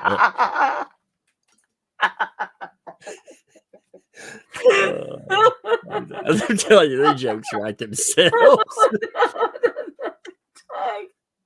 That one broke me. Every time we make a reference to what this guy did, I have this mental picture. Oh my God. Of him up on his tippy toes, standing on the tanning bed. Like, was he on top of the curved part? Like, did he stand on the chair that they put in there, like to put your clothes on? I'm wondering why. Maybe again, You know, she could have accused and said, hey, there's a person over there in the next one. But again, that's just an accusation. There had to be something more for him to immediately, you know, when questioned about that, if he did, he actually said, yes, I did that. There had to be something that proved that he Maybe he did left. this. Maybe he left his DNA in there. Who Oh knows? no. Oh no. That's everyone. In that case, everyone needs to be an umbrella guy. Gross. All right. Next, we heard from Union County Judge Bo Beyer. Judge Beyer confirmed he worked at the state attorney's office for 16 years and he knew the defendant as a fellow assistant attorney. Judge Beyer recognized the fact that Ezzell was extremely bright and diligent in his works and discussed that he would actually call upon Ezzell for advice on certain issues. Hey, Bridget, I need some advice on how to overcome this particular dressing stall that I've been wanting to breach. What You got any exactly? What? advice? Yeah. How do we frame the camera for this specific angle? He's like, oh yeah, I got you. Oh man. He stated that Ezzell is very well respected and he would be comfortable with him being readmitted to the bar. Yeah, sure. Pervs at in the bar. They go together perfectly. Judge Beyer acknowledged we give others second chances, and Ezzell should receive a second chance too. Well, I don't see Zachariah Anderson getting a second chance. I don't see anybody giving him I see that he got railroaded into prison by a overzealous prosecutor and a judge who should be in a nursing home. And nobody's giving him a second chance. He's going to have to fight tooth and nail for his second chance. Who are these people giving second chances to? Just each other, right? That's what he Yeah, means. yeah. We give The each rest of other I second mean, chances. if you were accused of something like this, they would zealously prosecute you. Not you did it. If you were just accused of it, the same people that are like, hey, this guy admitted, let's give him a second chance, they would destroy you. Mm-hmm. Mm-hmm. Yes, they would. Okay, the chat is calling for a picture. No problem. I got you covered. Are you ready? Okay, here we go. Bam, I got it. Dun dun dun dun dun. Take a bear, baby. Dun dun dun dun dun. It looks exactly like the others. What is They're this? all the same. Dun, They're dun, all dun, the same dude. dun. They are. It's so weird, except they all just have different hairlines, but they're pretty. And like, why is his left eye fuzzy? I don't know. I can't figure this one out at all. It's a very strange picture. His eye that is scary. It's Very Illuminati. pixelated. It's It's Illuminati confirmed. That's the reptilian coming through right there. That That's is. what that is. That's what that is. Oh, I'll He's see like, you at the feast tonight. Oh, we'll have lots of blood and semen. Oh, good. Oh Lord, is that? Look, he's even got blood on his tie. See? it is. It's dripping down from his mask. Senior Judge Joe Beyer stands up for peeping toms. That's what it should say underneath his name. Senior Judge Joe Beyer defends peeping tom perverts from justice. He will prosecute you, won't prosecute fellow attorneys who peep on women. Gross. Is it wrong of me to expect more of our elected officials and people who are supposed to represent our government? Is it wrong of me to expect more than this? More? I mean, it's a pretty fucking low bar that you're setting there. You know what I I mean? know. It's a really low bar. Like, hey, how about just don't defend weirdos and perverts? How about that? That's all. We've seen this type of action from usually the people who end up knowingly standing up for that. Yeah, I have a lot of questions about them myself too. God. Okay. I gotta hurry up because I gotta get out. hurry. I gotta get out of here. Okay. All right. Beyer recognized the fact, extremely bright, readmitted, given a second chance. Witness 12 was William Servone. Remember the picture of the guy I showed you with shaking Johnny Carson's hand? Yep. Mm-hmm. Judge Johnny Carson. Witness was William Servone, state attorney of the 8th Judicial Circuit. Mr. Servone bragged. Remember I told you were going to see that word again. Bragged on Ezzell's ethics and quality of work. Mr. Servone, you might not want to brag on this dude's ethics, okay? I don't know how you can keep saying that a guy who peeps on women in a tanning booth has all these ethics, because we think you sound like a clown. You sound like an ass clown. Like, put your clown nose on and toddle off back to work with your big shoes, because everybody knows you're ridiculous. Mr. Cervone indicated in disgust how extremely shocked he was. Extremely shocked when he heard of the charges against Ezzell. And this was extremely out of character. Yeah, as far as you know, because he's been hiding it from you. What do you think? He's going to walk into the courthouse and be like, "Hey, guess what? I'm a perv. I like to, perv on women in dressing rooms and stuff." Yeah, he's going to be like, "This is only my 32nd time." Mr. Cervone acknowledged while Ezzell was an assistant state attorney with his office, he put him in a leadership role and made sure he was co-counsel on one of the highest profile cases in the Eighth Circuit. Mr. Cervone indicated Ezzell has already paid a high price, that what he did is unrelated to his ability to practice law and is unrelated to his ethical standards. What? How is that unrelated? Okay, I think we've learned something, kids. Here's what we've learned. Lawyers' ethical standards don't include peeping Tom behavior in dressing rooms. Yeah. That actually is not written in their ethical standards, and so they can say it's unrelated to their ethical standards if one gets caught, perving on women in dressing rooms. It's Wow. Advocating for victims doesn't mean that you don't yourself victimize. That's what they just said to me. That's disgusting. Yep. And that it's fine because it's unrelated. Mr. Cervone indicated he would be very, very comfortable with Ezzell's readmittance to the bar.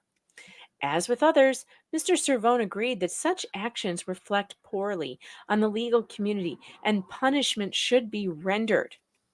Mr. Cervone made it clear, though, that when the punishment is rendered, keep in mind that this is different from client mistrust issues. What? Uh-huh. What does that even mean? This was an incident that occurred during his personal time and was not related to his professional life. Are they kidding? This man took an oath. When you get sworn in, you swear an oath to the Constitution and the law of the United States. What other job wouldn't be impacted by something like this? Again, these are high profile, again, advocacy jobs.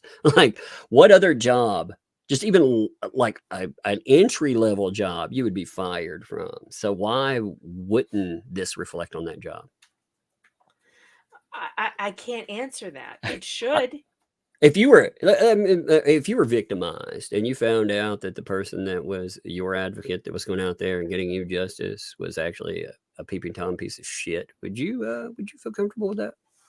No. Nathan C says, oath never said anything about not peeping in tanning booths.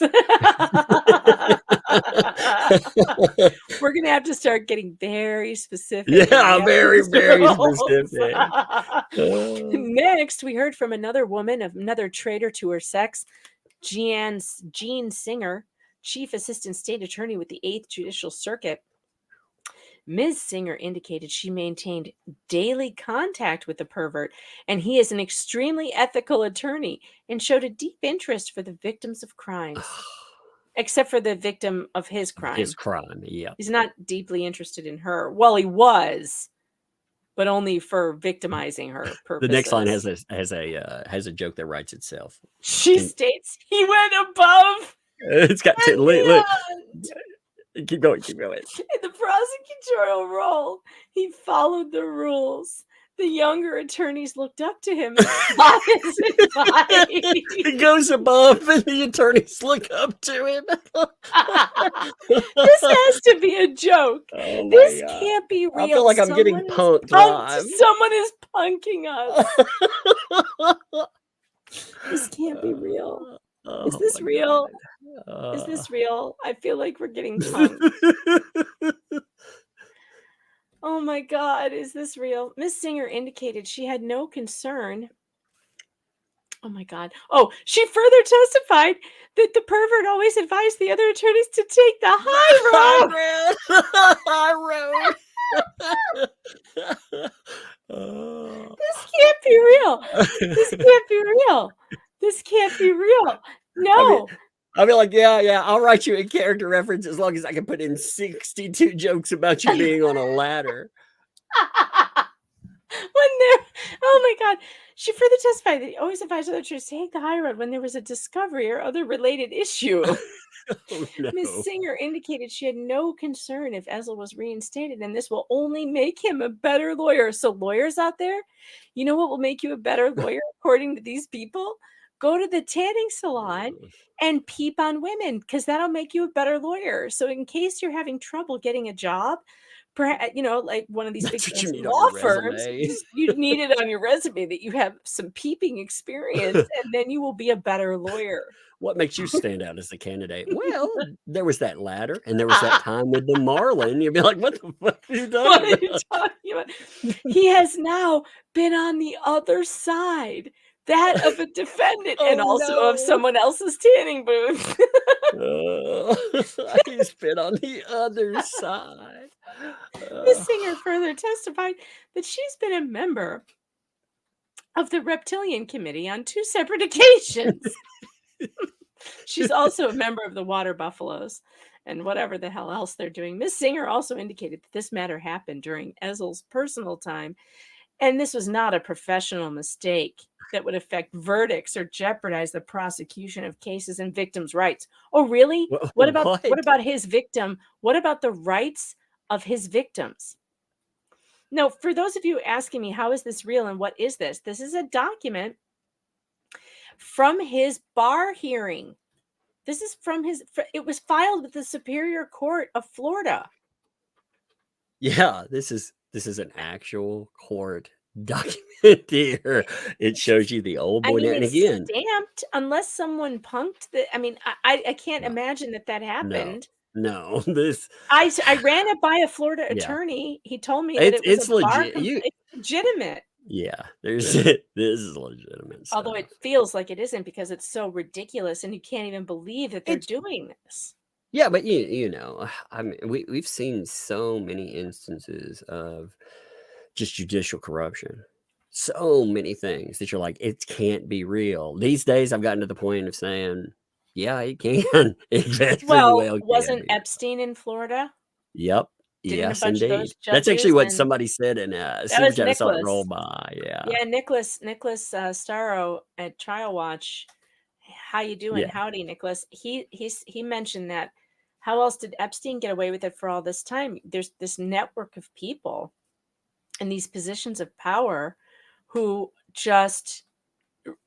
I actually like it. He said, "Quote," and thanks. He said, "This explains why Epstein got such a sweet deal in Florida. Judges and prosecutors seem to give those sweet deals away like candy from a white van." Yeah. Oh, that is good. It does. It's true. That is good. I also like #GloryHoleJudge. Selfie stick. Selfie. That's what I'd call him. I'd be like, oh, in front of us today is selfie stick. And oh my God, what if he had a selfie stick? That would be awful. Oh no. Now when I make my Lego tanning booth, I'm totally gonna put the cell phone on a selfie stick. Because that's so funny. Okay. We got to move on. The singer also, personal time. Okay, so I have a picture though, so we have to go to the picture of Miss. What's her name? Who are we talking? Singer. Okay, let me see. Singer. I know one thing. I'm never going to fucking Florida in this area. Oh no, I do not have a picture of her. So she, I think, is retired. I didn't find a picture of her, so we're just gonna keep going. I only had a few minutes between all the crap that I had to do today. Maybe if you guys find a picture, you can send it. You've done quite a bit. My God. Our next witness was Lua Lepianka. Now, Miss Lepianka, I don't have a picture of her, but she works in, guess where she works? She works in Mr. Women's and Women's Victims Advocates office. She's his employee. She works for the Women's Victims Unit. You heard me. So not only is she a sex trader who's speaking out on behalf of the abuser of the woman, but she also works in an office that is tasked with protecting women victims. And here she is being a witness. An assistant state attorney since May of 2003, and yes, she still works there. Ms. Lepianka testified Ezzell is one of the most ethical people she has ever met. Well, that does not speak well for your circle of friends, No. my dear. If a peeping Tom, oh my God, the ladders in the chat. I can't. Oh my God, there's ladders in the chat. If this is like, honest to God, how do you have so few good friends that this one is the most ethical one you know, the one climbing ladders to peep on women? She indicated while he was prosecuting cases, he recognized that people's lives were at stake, and he took all of his cases serious. Ms. Lepianka testified Ezzell always treated opposing counsel with complete and utter respect, unless they were in a tanning booth. Regardless of their arguments, she believes Ezzell should be reinstated to the practice of law. Ms. Lepianka went on further, giving an example of how a 14-year-old victim was encouraged by Ezzell and was able to muster the strength to testify to the court during a defendant's sentencing. She bragged, again, third use of the word brag. How dare they use victims to go after a victim? But they're doing it. They did it. They did it. She bragged that this 14-year-old girl was only able to do this as a result of Ezzell's compassion and guidance. Ms. Lepianka also believes each case should be reviewed on a case-by-case basis. Did they all get a narrative to read from? This case-by-case basis keeps coming up again and again. And to remember and acknowledge Ezzell's remorse and his willingness to take responsibility. Ms. Lepianka further stated the only thing Ezzell loves more than the law is his family and women in tanning booths. And tanning booths, yeah. And the public will be well protected with him as a lawyer. Our next witness was Nick Zizimopoulos, who we don't care what he looks like because he's a criminal defense attorney and they'll do anything. So it's par for the course, right? Criminal defense attorneys will defend anything. It should not surprise anyone if you're a criminal defense attorney defending this kind of shit. He's also a College of Law adjunct professor.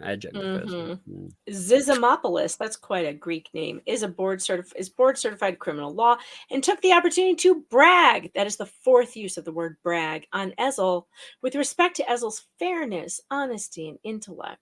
He said he treated the entire defense bar fairly and honestly and always made full and complete disclosures. And Ezzell was not about tricks or deception. Sounds like he talked to Mr. DeThomasis, who is also Greek, by the way. Mr. Zizimopoulos testified he would be comfortable with Ezzell receiving a 90-day suspension. That's strange. That's exactly what DeThomasis said. And being reinstated to the bar. He further stated that Ezzell is too good not to be a lawyer in our community. This was out of character for Ezzell. And that he would because it's like slipping and falling down, Tug. Sometimes you slip and you fall right up on top of a tanning bed booth with your cell phone on record. So you fall down the ladder of justice? Is that what you're telling me? It just happens. It just, it's just completely out of character. But one day you're just in that tanning booth and something compels you up and over the wall. And how would they know it's out of character? They keep telling us we need to separate his legal from his personal. What the fuck did they know about his personal? I mean, again, I don't know, but this can't be a first time. This can't be. No way. I think Nick Creider really would say it best. Get the fucking chainsaws ready.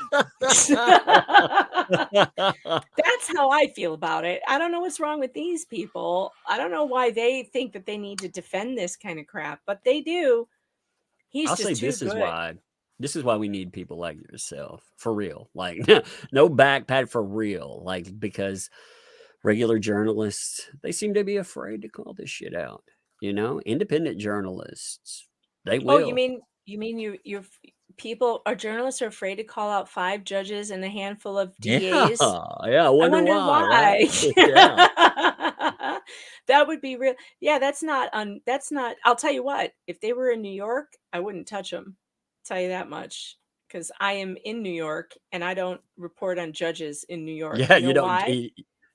because jurisdiction. Okay. yeah, Subject vindictive. matter jurisdiction, as Yep. Brooks would say. Well, No, I hate the way this makes, again, small towns and places look. I live in a small town, and for real, like, no BS. I mean, we have our law enforcement, our DAs. They run on advocacy platforms, and you have a lot of people that do try to do something for that. And I can't imagine, like, this right here. This would blow the fuck up around. This would be like a nuclear bomb, and that they wouldn't be talking about reinstating ever. There would be no way. well, it's good to know that some small towns are not like that. I don't know what would happen here. I haven't been here long enough to know what it's like in this particular place where I live. It's a very small town, and I don't know if they're all doing backwater deals together. I don't know. Now, I'm from Chicago, from Crook County, Illinois. Crook And County?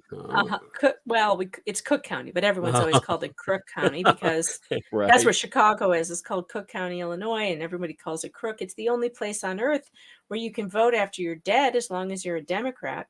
So it's a place that is studied for its corruption. It's well known for its corruption. Its corruption is legendary. And in fact, in Chicago, that was the one place where there was a huge sting, Operation Greylord, that took down something like 19 judges and attorneys who were on the dole, taking bribes. It was massive takedown in Chicago. And even so, even though it's like a target for these things, for these investigations of corruption, it still continues, and everybody knows it. Everybody knows it. Of course. It's I always an hate that. open secret. Yeah, I always hate the open secret. No, really, that's a nice way of saying it's a prime example of victimization and corruption. We don't really we've come up with these nice ways. It's like kind of calling certain people maps. No, let's call it what it is. Yeah, but people accept it after. I voted for Mayor Daley. I knew how corrupt he was. But I voted for him because the streets were clean, the snow was always removed, and the garbage was always picked up. And who else was I going to vote for? The guy that lost? That's the problem. That's why No? whether you hate a certain orange man or you like them, ultimately we know how all of that happened. All of that happened because people got sick and tired of politicians. They get sick and tired of all this shit. So you may hate what happened or who that person was, but ultimately, when you look at how that came about, I think all of us agree we're sick and tired of this bullshit. Yeah, we're sick and tired of this, for sure. For sure. And like the thing is, like we're talking about open secrets. Open secrets are a thing that really is bothersome to me in a place where, in a country where we're supposed to have law and justice. Yep. And these open secrets of this open corruption, like in Chicago, it's a well-known fact. And it's not a rumor, and it's not a conspiracy. There are still people alive who were alive during the election of 1960, and they will tell you. And I interviewed a woman who said she was in a precinct in Chicago. She was counting votes, and at 7:00, when the polls closed, she said mobsters walked in, closed the doors behind them and locked them, and came and stood over their tables and told them to start, because this is back when they used pencils and stuff, start erasing them and marking them for Kennedy. And that's what they did all night long. So, and these are, and then when I say open secrets, you can talk to hundreds of people who witnessed the same thing, but it doesn't matter. Like you can't, it doesn't matter. Nobody cares. Well, Everyone the first time knows. I ever heard an open secret was in, reference to Hollywood, and the victimization that goes on in Hollywood. Ugh. Everyone knows about this stuff, Yeah, but they know. Nobody And will what are take they it gonna on. do? What are they Corruption gonna and do? money. It's power and money. That's what it is. What do? You go out here with other like-minded people and you take a fucking stand. I mean, what are they going to do? Remove our mics? Probably one day. They probably One will. day. Yeah, And the but thing is that's scary about that is that I think about well, it's too late for me to disappear now. They've got all the records of it. They'll know who to Yep. come get first. So I might as well keep going, because what else? I'm going to be first one to go anyway. So whatever. I get it's too late now. I can't They know who change. I am now, unfortunately. Before, they would have been like, every household, we need to take out the umbrellas. I'd be like, okay, that's okay. But now, no. Yeah, Now I'm in it trouble. sucks. I Yeah, often think I wish I had never used my name. I wish I had never put my face out there. I wish I they had would have never, found you, though. They would have probably ultimately. I mean, when you look at like the place, like everybody yeah, gets found. every person, you know, I look at for myself, but so many other people. You have the mainstream media. They're not, they don't report on things. They go in and they browbeat and bully activists or people, you know, citizen activists. Ugh. Anyway, they make me mad. I could go on around trying to keep my ranting down today. All right. So Zizimopoulos says, I think it helps the profession when a lawyer takes responsibility and acknowledges his faults versus thinking he's above the law. Well, if he really thought he wasn't above the law, he would take his Yeah, he wouldn't raps. have 37 million freaking judges and shit talking about him. Robert Rush, an attorney who's been a member of the Florida bar. I mean, the names just keep on coming. There's just more and more names of people standing up for this guy. It's unbelievable. He was a member of the Board of Governors. He's very active in the 8th Circuit Bar Association with his committees. He's been a Board of Governors designated reviewer. And he's very familiar with the sanctions and punishments handed down to attorneys. Mr. Rush acknowledged Ezzell is a problem solver. Yeah, I think we know that. Who resolved cases, and he was always a man of his word. Mr. Rush acknowledged that this incident occurred on Ezzell's private time. Oh, it's just Another one private of time, those. folks. How Just many have said time. private time? There's like A lot 5 of or them. 6 people right now. I want to know what they're doing in their private time, Yeah, or maybe exactly. I don't. I hope it doesn't You involve. probably don't want to know. I hope it doesn't involve islands and little girls. That's all I have to say. Oh no. And there's no lying, cheating, or stealing from clients. Oh, what?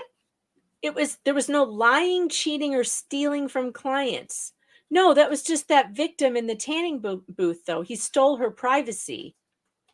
And he cheated her out of her peace of mind. And he lied and said he didn't do it. So he lied, he cheated, and he stole from a victim in a tanning booth. That Ezzell owned up to his wrongdoings when he got caught and took full responsibility for his actions. Mr. Rush indicated that the board, when reviewing grievances, should and does look to past conduct. Mr. Rush states that it's very important to recognize that past conduct is a good indicator of future conduct. Yeah, I would say so. So if you peeped in a tanning booth once, you're probably going to do it twice. As such, he's very comfortable with stating that a 90-day suspension is an appropriate sanction, and that if his past conduct is any indication of his future conduct, he will continue to be an asset to the legal community and also peep on women in tanning booths. I added that part. The final 2 witnesses were Tara Ezzell and the respondent. Mrs. Ezzell, poor dear, made it very clear that she was standing by her man. She testified that they have 2 sons. Her husband is loving and caring husband, father, and family man when he's not peeping on other women. She says the law means everything to Ezzell unless he's in a tanning booth, second only to his boys and to his family. Ms. Ezzell discussed how much time and commitment Mr. Ezzell puts into his work and his travel baseball team as head baseball coach for these young kids, and that he teaches all of the children teamwork and sportsmanship and holds each of them accountable. Ms. Ezzell wants to see her husband receive a second chance. Says her husband's inability to practice law is a loss to the legal profession and the community found within the 8th Circuit. Mrs. Ezzell stated that immediately following this incident, they sought the advice of their family physician from Dr. Doris B. Stiles Glazer, Ph.D. Mrs. Ezzell says that once the counseling sessions began, both individually and as a couple, that they have continued to see Dr. Stiles on a weekly basis and will continue to do so. Says her husband learned from this situation. He has become stronger because of this situation, and as a result, he will be a better lawyer. And he is ready to go back to practice law. She states that he knows that he has to earn the respect of all once again. She further discussed the embarrassment this incident has rendered on Ezzell. Imagine how embarrassed the victim is and their entire family. Doesn't this sound like he's the victim when they're talking about all the stuff he's done here? and discuss the newspaper articles, phone calls to their home, and the fact that he has to face the public, including his baseball family and church family. Oh no, poor baby has to Really? face the consequences of his own actions. She believes he has suffered enough and continues to punish himself on a daily basis. Oh no, please don't punish yourself. Not, I don't please want to know how he's I don't want to punishing know. himself. I don't want to know, but the He's like, you self-punishment. take that, you bad boy. The respondent, William Wretched Ezzell, was the final witness at this hearing. Now, this is so crazy. He cried when he talked about receiving an award for his pro bono services. Sir, put your bono away. Yeah, Mr. exactly. Ezzell said that being a lawyer is who he is, and it's extremely important to him, second only to being a father and husband, and maybe some tanning salon appearances. On cross-examination, Mr. Ezzell testified he tried to preserve the image of the 8th Judicial Circuit Attorney's Office by immediately accepting responsibility and resigning. Mr. Ezzell indicated he wants a second chance and knows that this will never happen again, and this will only make him a better lawyer. In addition to the witness testimony, Dr. Doris Stiles Glazer, and by the way, folks, if you ever see a woman with a hyphenated name, it is a red flag. Red flag. You're going to find a crazy person behind the hyphenated name, especially if it's a female. Submitted a letter that discusses the steps Ezzell has taken in an effort to address any underlying concerns, that would lead him to peep on a woman in a tanning salon. The letter, also filed with this report, discusses the evaluations and testing conducted in order to properly diagnose and treat the perv. She indicates the incident did not arise out of any sexual motivation. Oh, no. It wasn't sexual, says the It didn't high arise. woman. Okay. It did not arise out of any sexual, but rather due to an impulsive reaction due to anxiety about being in a tanning salon without his wife's consent. Oh, what? Oh, yeah, because his wife's a dermatologist and has strong feelings opposed to tanning beds. So when he went to one, he was overcome with anxiety, and he had his impulsive reaction was to whip out his phone and video record a woman getting undressed, all because of anxiety. Now, Tug, I ask you, you are a mental health professional. On a scale of 1 to 10, 10 being bullshit, 1 being absolutely true, how do you think Dr. Stiles Glazer's opinion ranks on the mental health scale? Well, on the mental health scale, she is a paid witness. That's the difference. There are practitioners that would score this probably 100 out of 10 on the bullshit scale, but it's an expert paid for witness. This just shows you the problem. People will buy a witness for anything. This is a really ridiculous. How can this be an impulsive reaction? Tug, have you ever heard of an impulsive reaction that was sparked by anxiety that would lead someone to commit a criminal? I don't even offense? understand the excuse. I don't get it. Does that exist in the DSM-5? I Is there warning, might peep on women in a tanning salon if you have this particular DSM-5 condition? I'm like, that's not how they describe panic attacks to me. Tug's like, wait, I'm doing panic attacks wrong. Wait. Yeah, I've been teaching people breathing exercises. What have I been doing?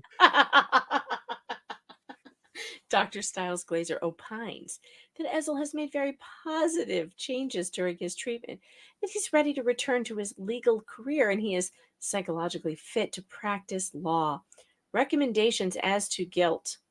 I recommend the respondent be found guilty. I consider the case law submitted by counsel prior to recommending discipline. It is clear that there's no specific case on point as it relates to the facts of this particular incident, which means we couldn't find anybody who had done this before. Yeah. That's how bad it was. We couldn't find anybody in the bar that had actually. You're special. You're very special. At N1R01 Anonymous says, Megan, you don't understand the calming effect of a naked woman. Yes, I guess I must be missing it.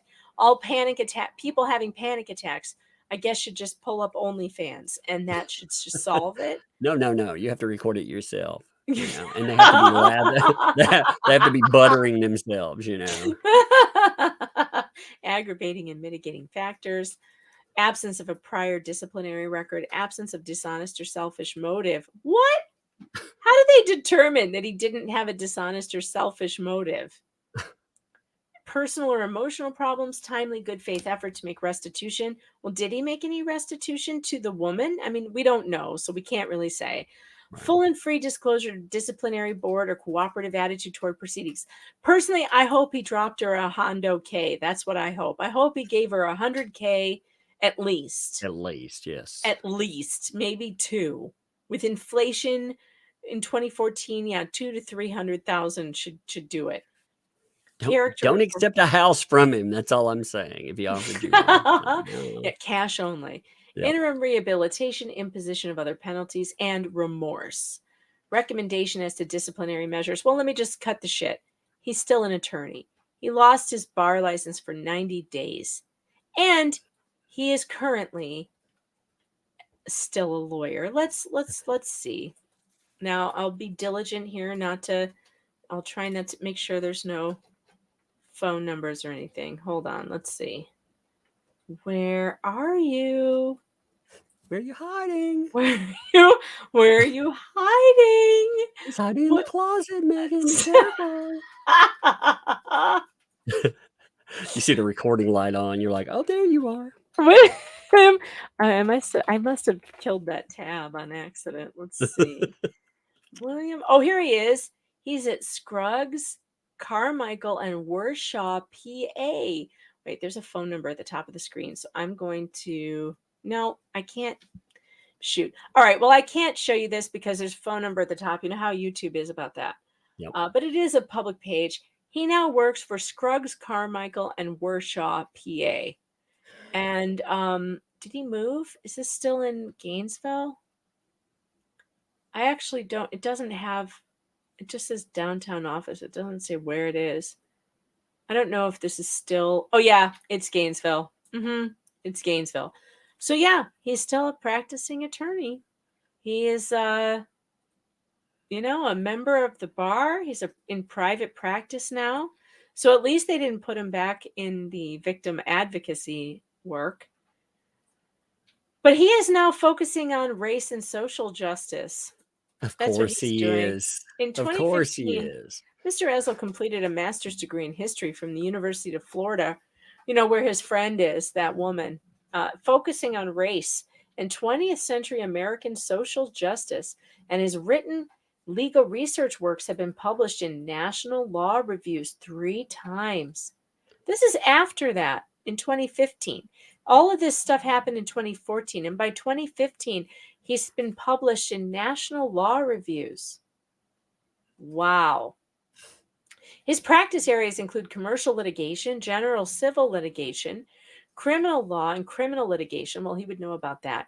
Criminal case sealing and expungements, driver's license and motor vehicle administrative law, creditors' rights, contract disputes, landlord, tenant, commercial, residential, real estate litigation, and general practice. And that's it. So that's all horrific is what that is. That's it. That's all there is. That's all she wrote, folks. So that's what it's really like in Levy County. That's what's really going on in Levy County. When you add in all of this, we've been looking at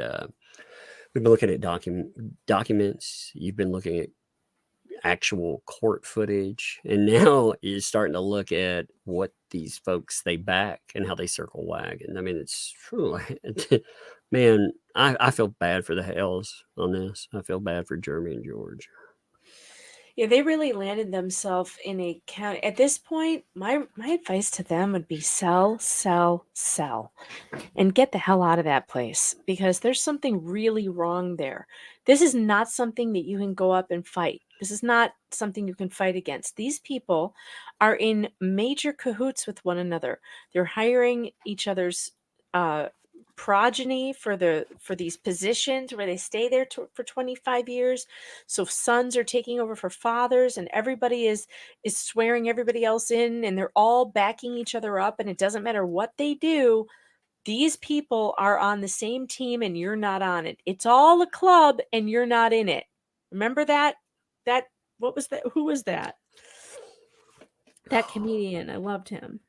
No, I can't even think of Oh it God, now. my brain Joke is meters, bro. fried. I My I do. brain is I fried. the more I look at this stuff, the more, you know, when I looked at the George case at Carlin. first, Yes. oh yeah, George Carlin, there it is. When I looked at the Hells at first, I thought, man, you know, this is messed up. But the more layers you peel back, they're fighting something very, very ugly. Props to them, by the way. They really are. They're Mhm. they're fighting something that is insurmountable, even with the amount of, well, I won't say that. It's not insurmountable. I mean, look No, at Operation Greylord. Operation Greylord took down 19 corrupt judges and lawyers. Took them down. somebody Like, does have to make a stand too. I mean, when you look somebody at that. has to do so. Mhm. You know, maybe the feds, if there's any feds in the audience, any of you work for the federal government, I don't know, tap your you know, the guy with the surveillance warrants that can go and surveil people and figure out what these people are doing. Like, I would love to see our federal agencies do something good and do another Operation Greylord. Maybe start here. What are these people up to? What are they doing? Because this is not normal. It is not normal for 5 sitting judges and DAs and people who work in the victims advocate for women's centers. It is not normal for them to go to bat for a person who victimized a woman. It's not normal. This is abnormal. This is not, this is weird. And I do feel like I do have like a attraction to these stories. They find me. Mm. And this one really did find me again. And it's like, yeah, somebody just said you're going to need a bigger wall. I hate these stories. These stories get really dangerous. And yeah, when Sheila says this is going to get worse before it gets better, yeah, I was not happy with what I was uncovering in Missouri. That was not a fun time. I had to travel to Missouri with security. I had to pay None of these cases. Pinkerton to drive me around St. Louis. That's not fun, you know? No, none of these cases. I mean, you take on power. You know, I've learned of anything. Like you see the response to some of the things that we talk about. Some of the response you don't see. Some of that's scary too. Some of the things that you find out from sources that actually go on. You can't talk about that because if you did, they'd know who you're talking to. You know, but oh my God, I it's knew just this was a bad story in a bad place the yeah, second Larry got that phone call. When Larry got that phone call that said they were going to report him to the bar and he better yeah. buckle up and, you know, asking for a friend, that I knew. I was like, oh shit, this is a snake's nest, a nest of vipers. And, you know, it doesn't mean they're not that big. They think they're big. They think they're Yeah. really powerful and big. But the truth is, they're in a little podunk county in the middle of some hillbilly backwater place. And there's a bunch of us out here who know we know people too. You There are know? too many of us, actually. There are way too many of us that can expose this kind of bullshit. That's right. And if they think that they're going to win by intimidation techniques, I'm from Chicago, bitch. Don't mess with me. I'm this is these intimidation techniques these people use with these nasty phone calls and stuff. That's nothing. That's nothing. But it does tell me something. It tells me that they are really worried about this. They are really worried about us looking at them. And the Yep. more we look at them, look at this shit we find. You turn over a rock and all the shit's crawling out from underneath. Gross. It's all gross. It needs to stop. And we're going to go as far as we need to go. And shame on Ron DeSantis, by the way, because his appointing of judges is heinous. He needs to do a way better job researching these people before he puts them on the bench. So he's somebody we need to hold accountable for this. All right, I gotta go, Tug. I gotta Yes. get out You of get here. out. You've been here longer than you were supposed to be. I I appreciate you being know. here. I know. I love you guys. Love you, Tug. I'll see you guys Yep. later. All right. See you. I love the Megan there. I'm going to hit super chats here. I feel like this case is going to, it's not just a case, it's all the stuff that's surrounding it. It's all the stuff. And again, remember, this is something I need to stress every time. Real people are dealing with this, real people here. So when you're talking about it, we're not just talking about some events that happen between videos. I mean, these are real people's lives, and they are facing a wall of corruption. They are facing just, again, everything that you expose. You've seen all of this. Imagine all the stuff you haven't seen so far. I think we're going to see a lot. One thing I'm kind of glad. I hate it for Jeremy because of how it impacts him. But at the same time, one thing that comes out of all of the pause here is you actually have people that can look into things. You can look into them. You can see like the type of people that you're facing. You can see these so-called elected officials. I don't feel like when you elect people, yeah. I don't think you elected them for this. Let's hit some super chats though. DUI guy first. Props to DUI guy, by the way. Again, I appreciate DUI guy. I appreciate Megan, everybody that's been involved in this stuff. And I appreciate all of you too. You know, if you haven't subscribed to the channel, by the way, we're about 3,000 subscribers from 400K again. I have a tendency to cover the same thing over and over again. So yeah, buckle up for that too. But I think it's important. I think you need to, until you understand it all, until you maybe can see some kind of fix there. Ultimately, I want them to be able to do the kind of coverage that they were talking about before. The stuff that they enjoy. I want them to be able to go out and help as many people as they want. And here's the other thing. They like to help other people. People need to help them too. So props to them. But DUI guy, thank you for the $50 super chat at the beginning. Have fun on #buckle up. Indeed. Buckle up indeed. That is the perfect slogan for it. Denise Clark Custom Art. Thank you for those 5 gifted memberships. Because I love the gifted memberships there. Love watching them drop in. All of you. Appreciate you. Deborah, thank you for the gifted membership. Thank you for that. Fallen Hero, thank you also for gifted membership. Appreciate you. Denise Clark Custom Art, thank you for the 30 months as a member. Been MIA for a while, catching up on all the craziness. Missed you all. Glad to be here tonight with Tug, DUI guy, and the Thug community. Yeah, well, I want people to definitely, again, there are some good channels out there. I miss a bunch of them. I don't know everybody. I'll get to know people, you know, and as I do, just check out all the voices out there because everybody is putting together a more complete picture of everything. Patricia, thanks for the 5. Megan, I thought you were going to say your judge was #Judge Grudge. Scott, thanks for the 20 there. Hello from West Tennessee. Well, hey, welcome from, I don't know, what part of it? straight down from Nashville, wherever that works. Props to you. Props return from Tennessee.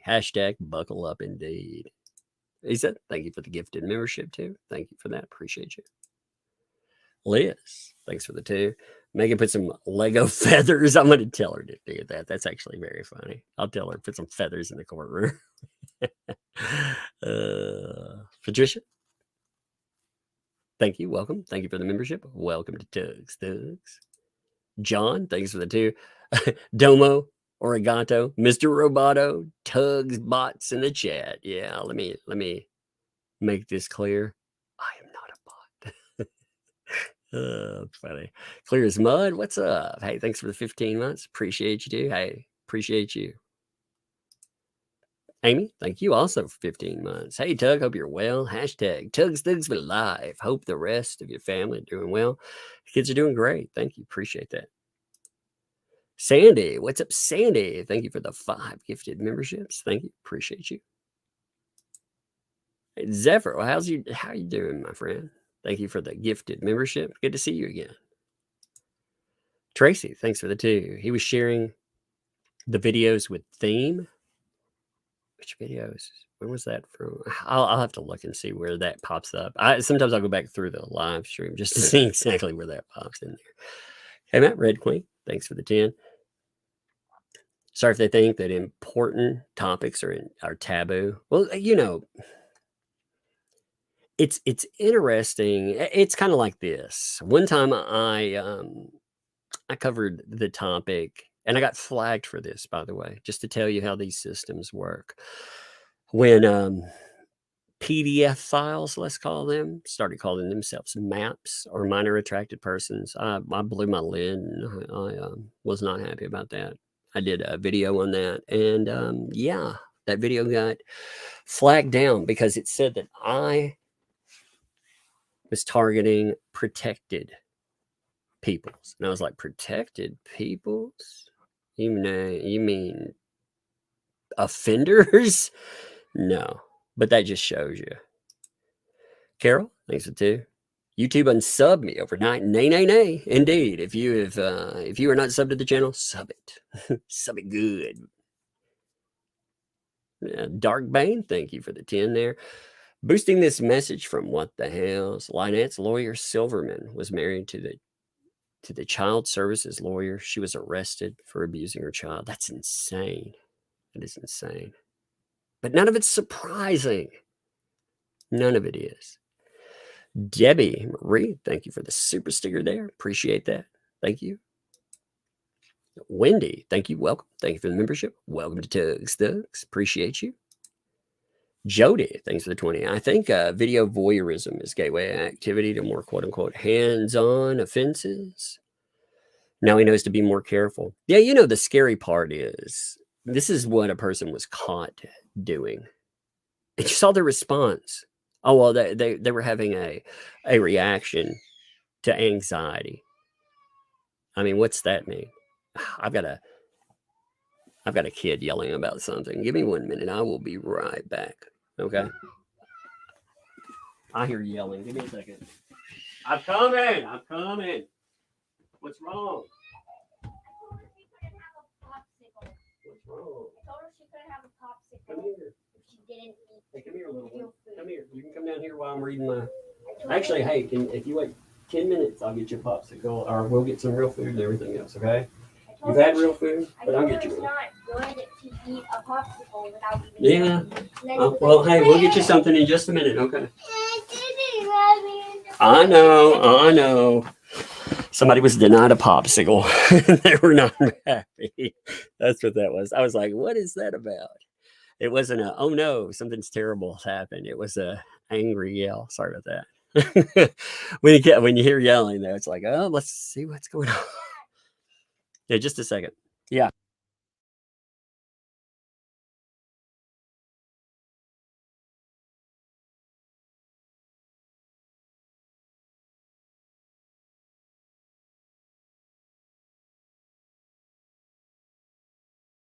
All right, now I got that fixed. Dan, thanks for the 2. What's in the Otter Creek water? I don't know. I have no idea, but there's something there. Dad comes before this. That's what I say. So if we stop in the middle of something, there's a purpose. You know, Dad is my number 1 job. John, thanks for the 5. They used to give chemical blockers to certain brands of offenders. Now they want to give them to kids. Yeah, that's true. That's true. You know, we need to get our priorities straight is what we need to do.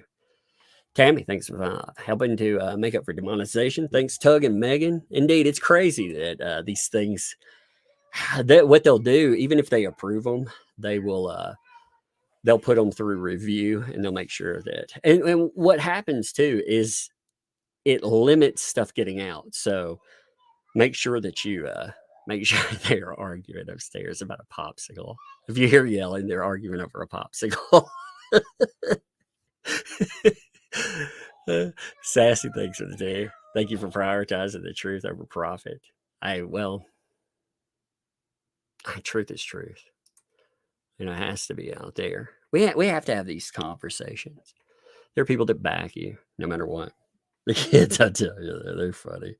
Listening to them, they're like, she's like, I deserve the popsicle. That's what she said.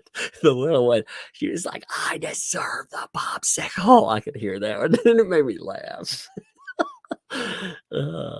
Max Lab, thank you for the 2. Jeremy needs to hear this. Indeed. Debbie, thanks for the 5.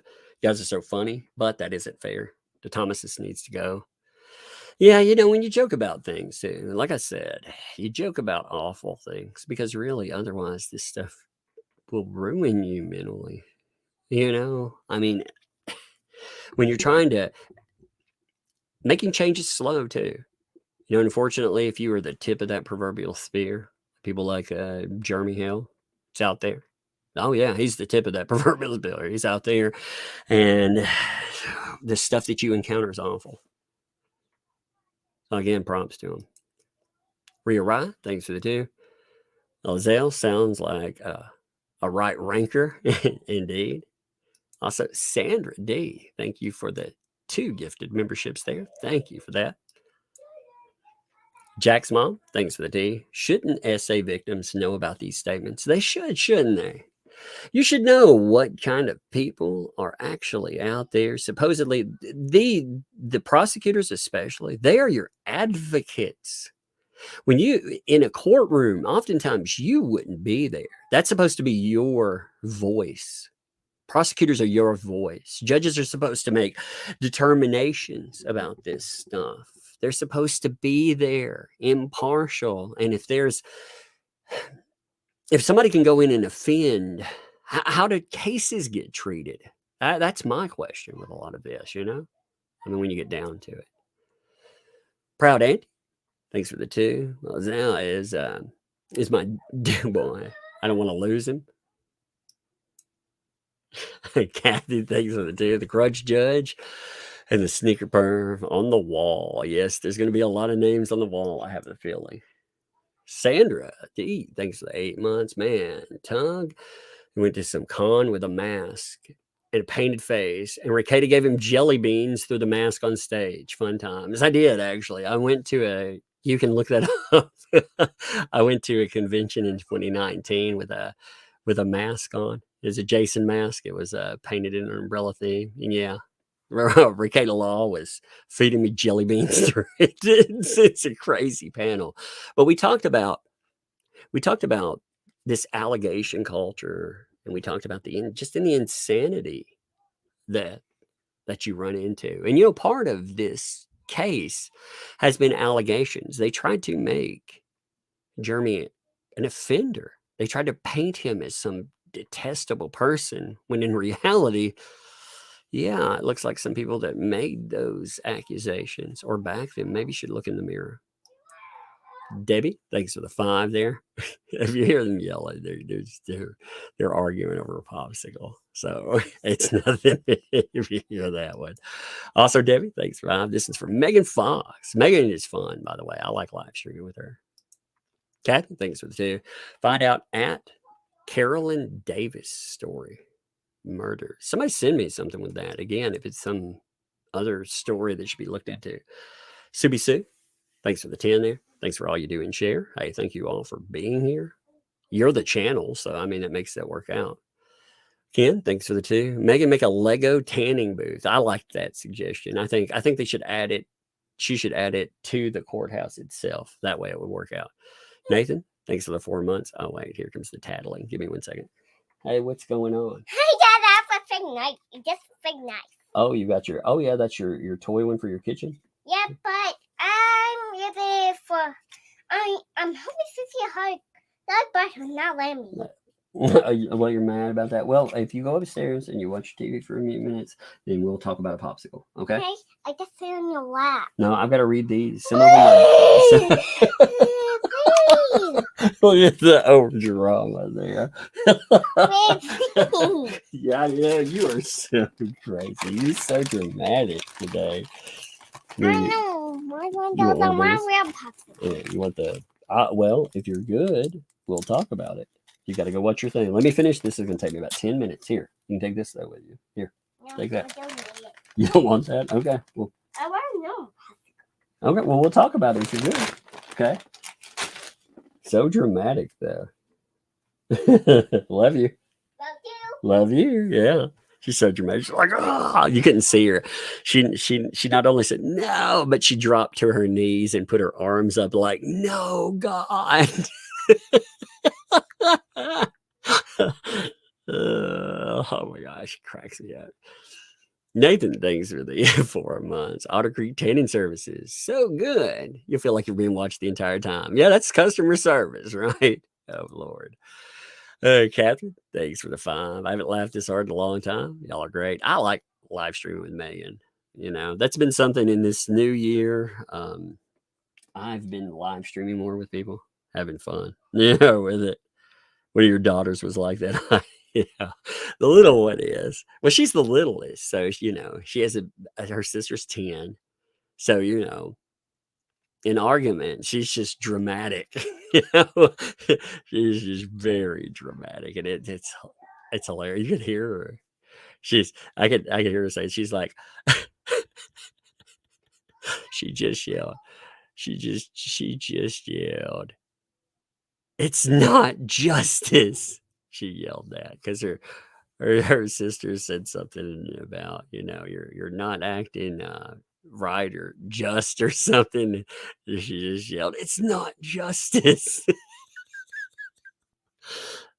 She have a popsicle. It's not justice. Oh Lord, Heather, thanks for the 2 there. Preview fitting.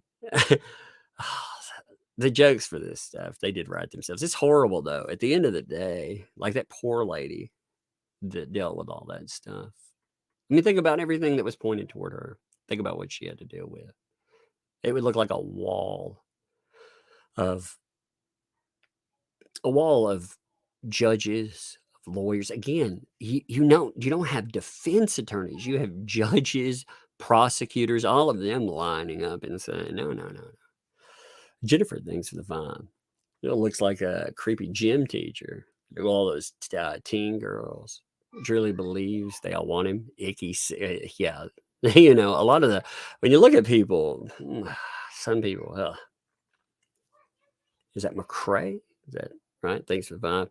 Y'all reach out to our friend Steve in Florida. He has thoughts on this. I'm sure it might be able to help. Yeah, actually, I'd like to talk to a few lawyers from Florida just to get their takes on some stuff. And then now, I don't know. I find a lot of folks that have been on there. I'm going to talk to more folks with this. Smart things. Then I used to design and manufacture tanning spray booths.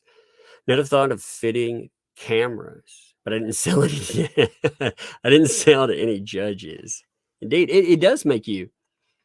It does make you wonder. Like there was a case that came out of Florida a while back where a guy had thousands of tapes where he had retrofitted different parts of his houses, including the toilet. When people would come to his home, there was cameras that would record them, but it would record from inside. I was like, oh my God.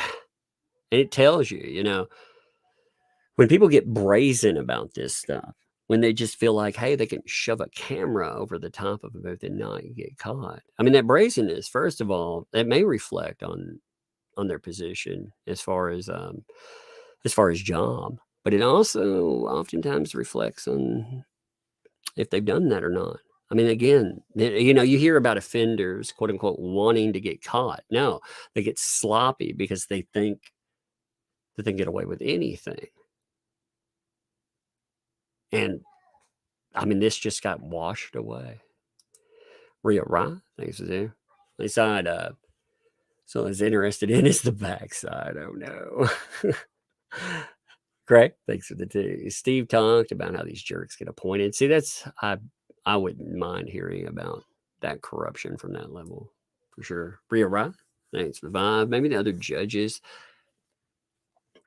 I'll whip around and buy him a selfie stick. Oh, selfie sticks.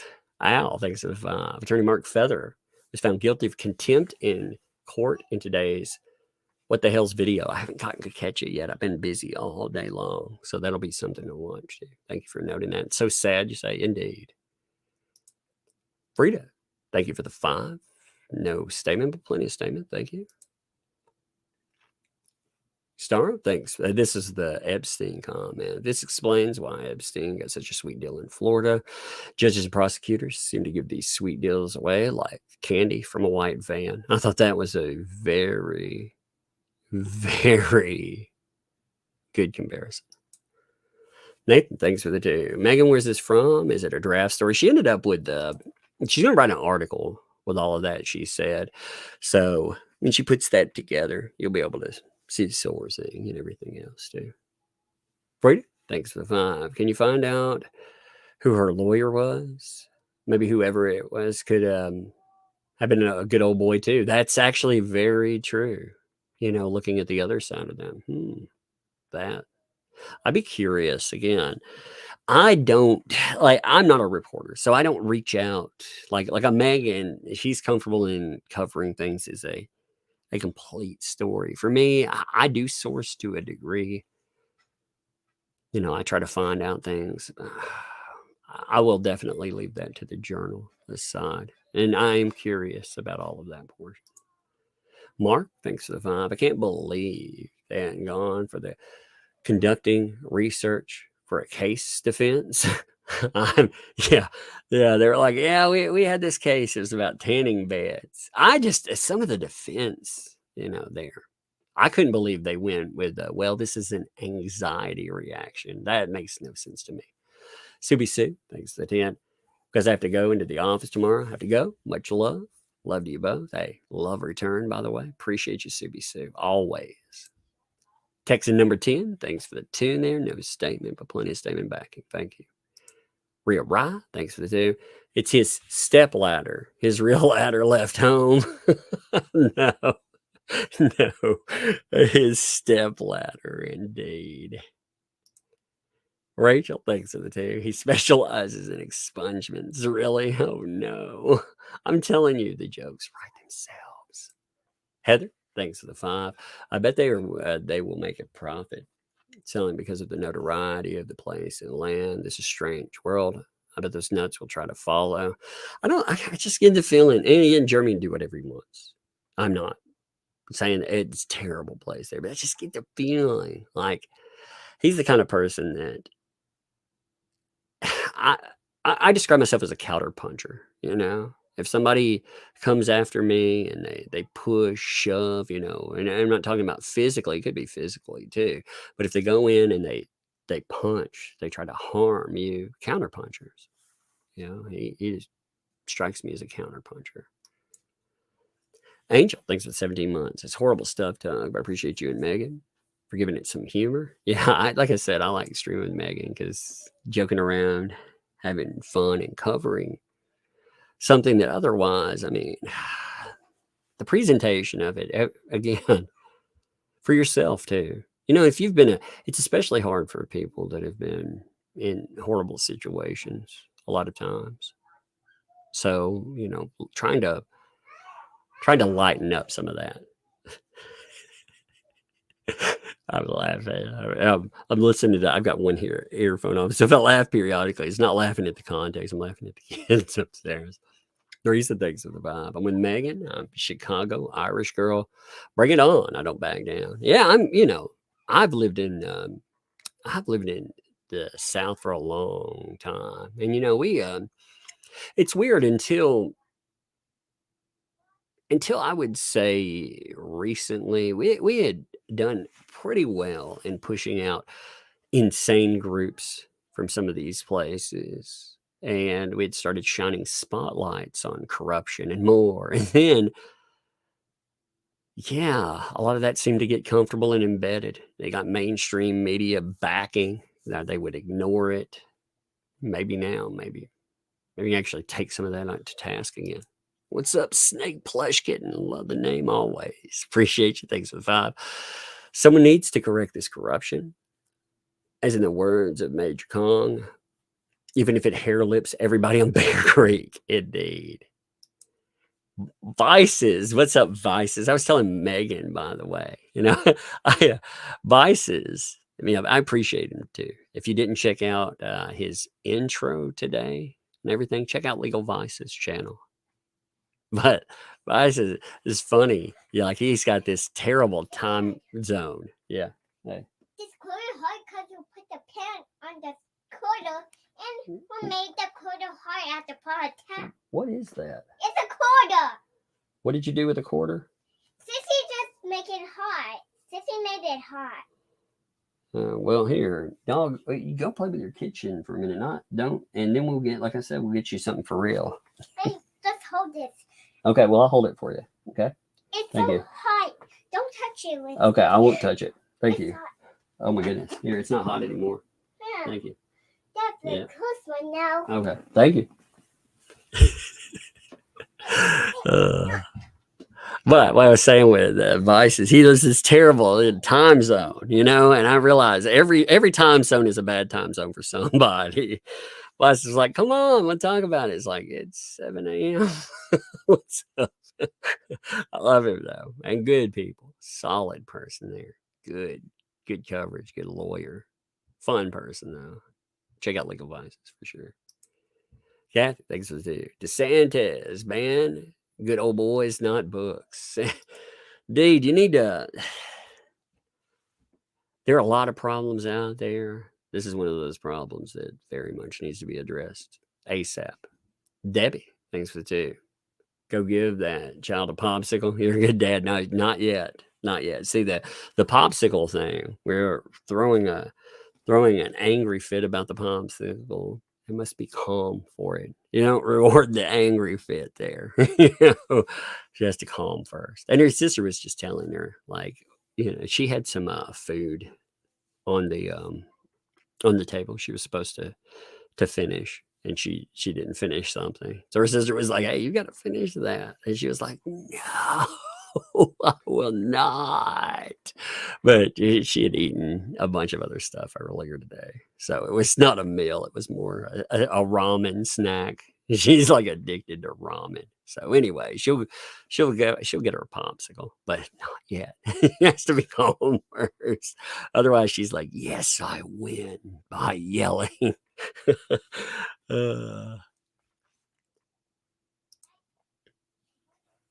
Jennifer, thanks for doing.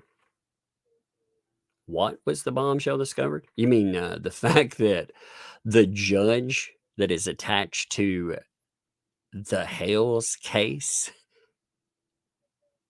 is out here not just participating in the good old boys club, but the judge himself was right there smack dab in it, giving character testimony for a peeping Tom. I mean, when you look at that is one of those things. When you start, like Megan said, you start flipping over rocks, you start noticing terrible things. All right, well, I'm going to end here. The kids, we're gonna go popsicle time. So I appreciate all you folks again, and it's been crazy. It makes me wonder every day what we're gonna find next time. It's so cute. I love that water bottle. I It like is this very water cute. bottle too. Yeah, I wish people could see your water bottle. It is the most amazing water bottle ever. It doesn't have a top. Hey, Debbie, your grandma. Yeah. Oh, they're It doesn't have a top. It doesn't have a top. Whatever will we do? Hey, maybe we drink it out with no top. What? Really? Maybe we'll go find the water. Can you tell people bye? I'm going to tell them bye. Bye. Yeah. Okay. Bye, folks. We'll see you.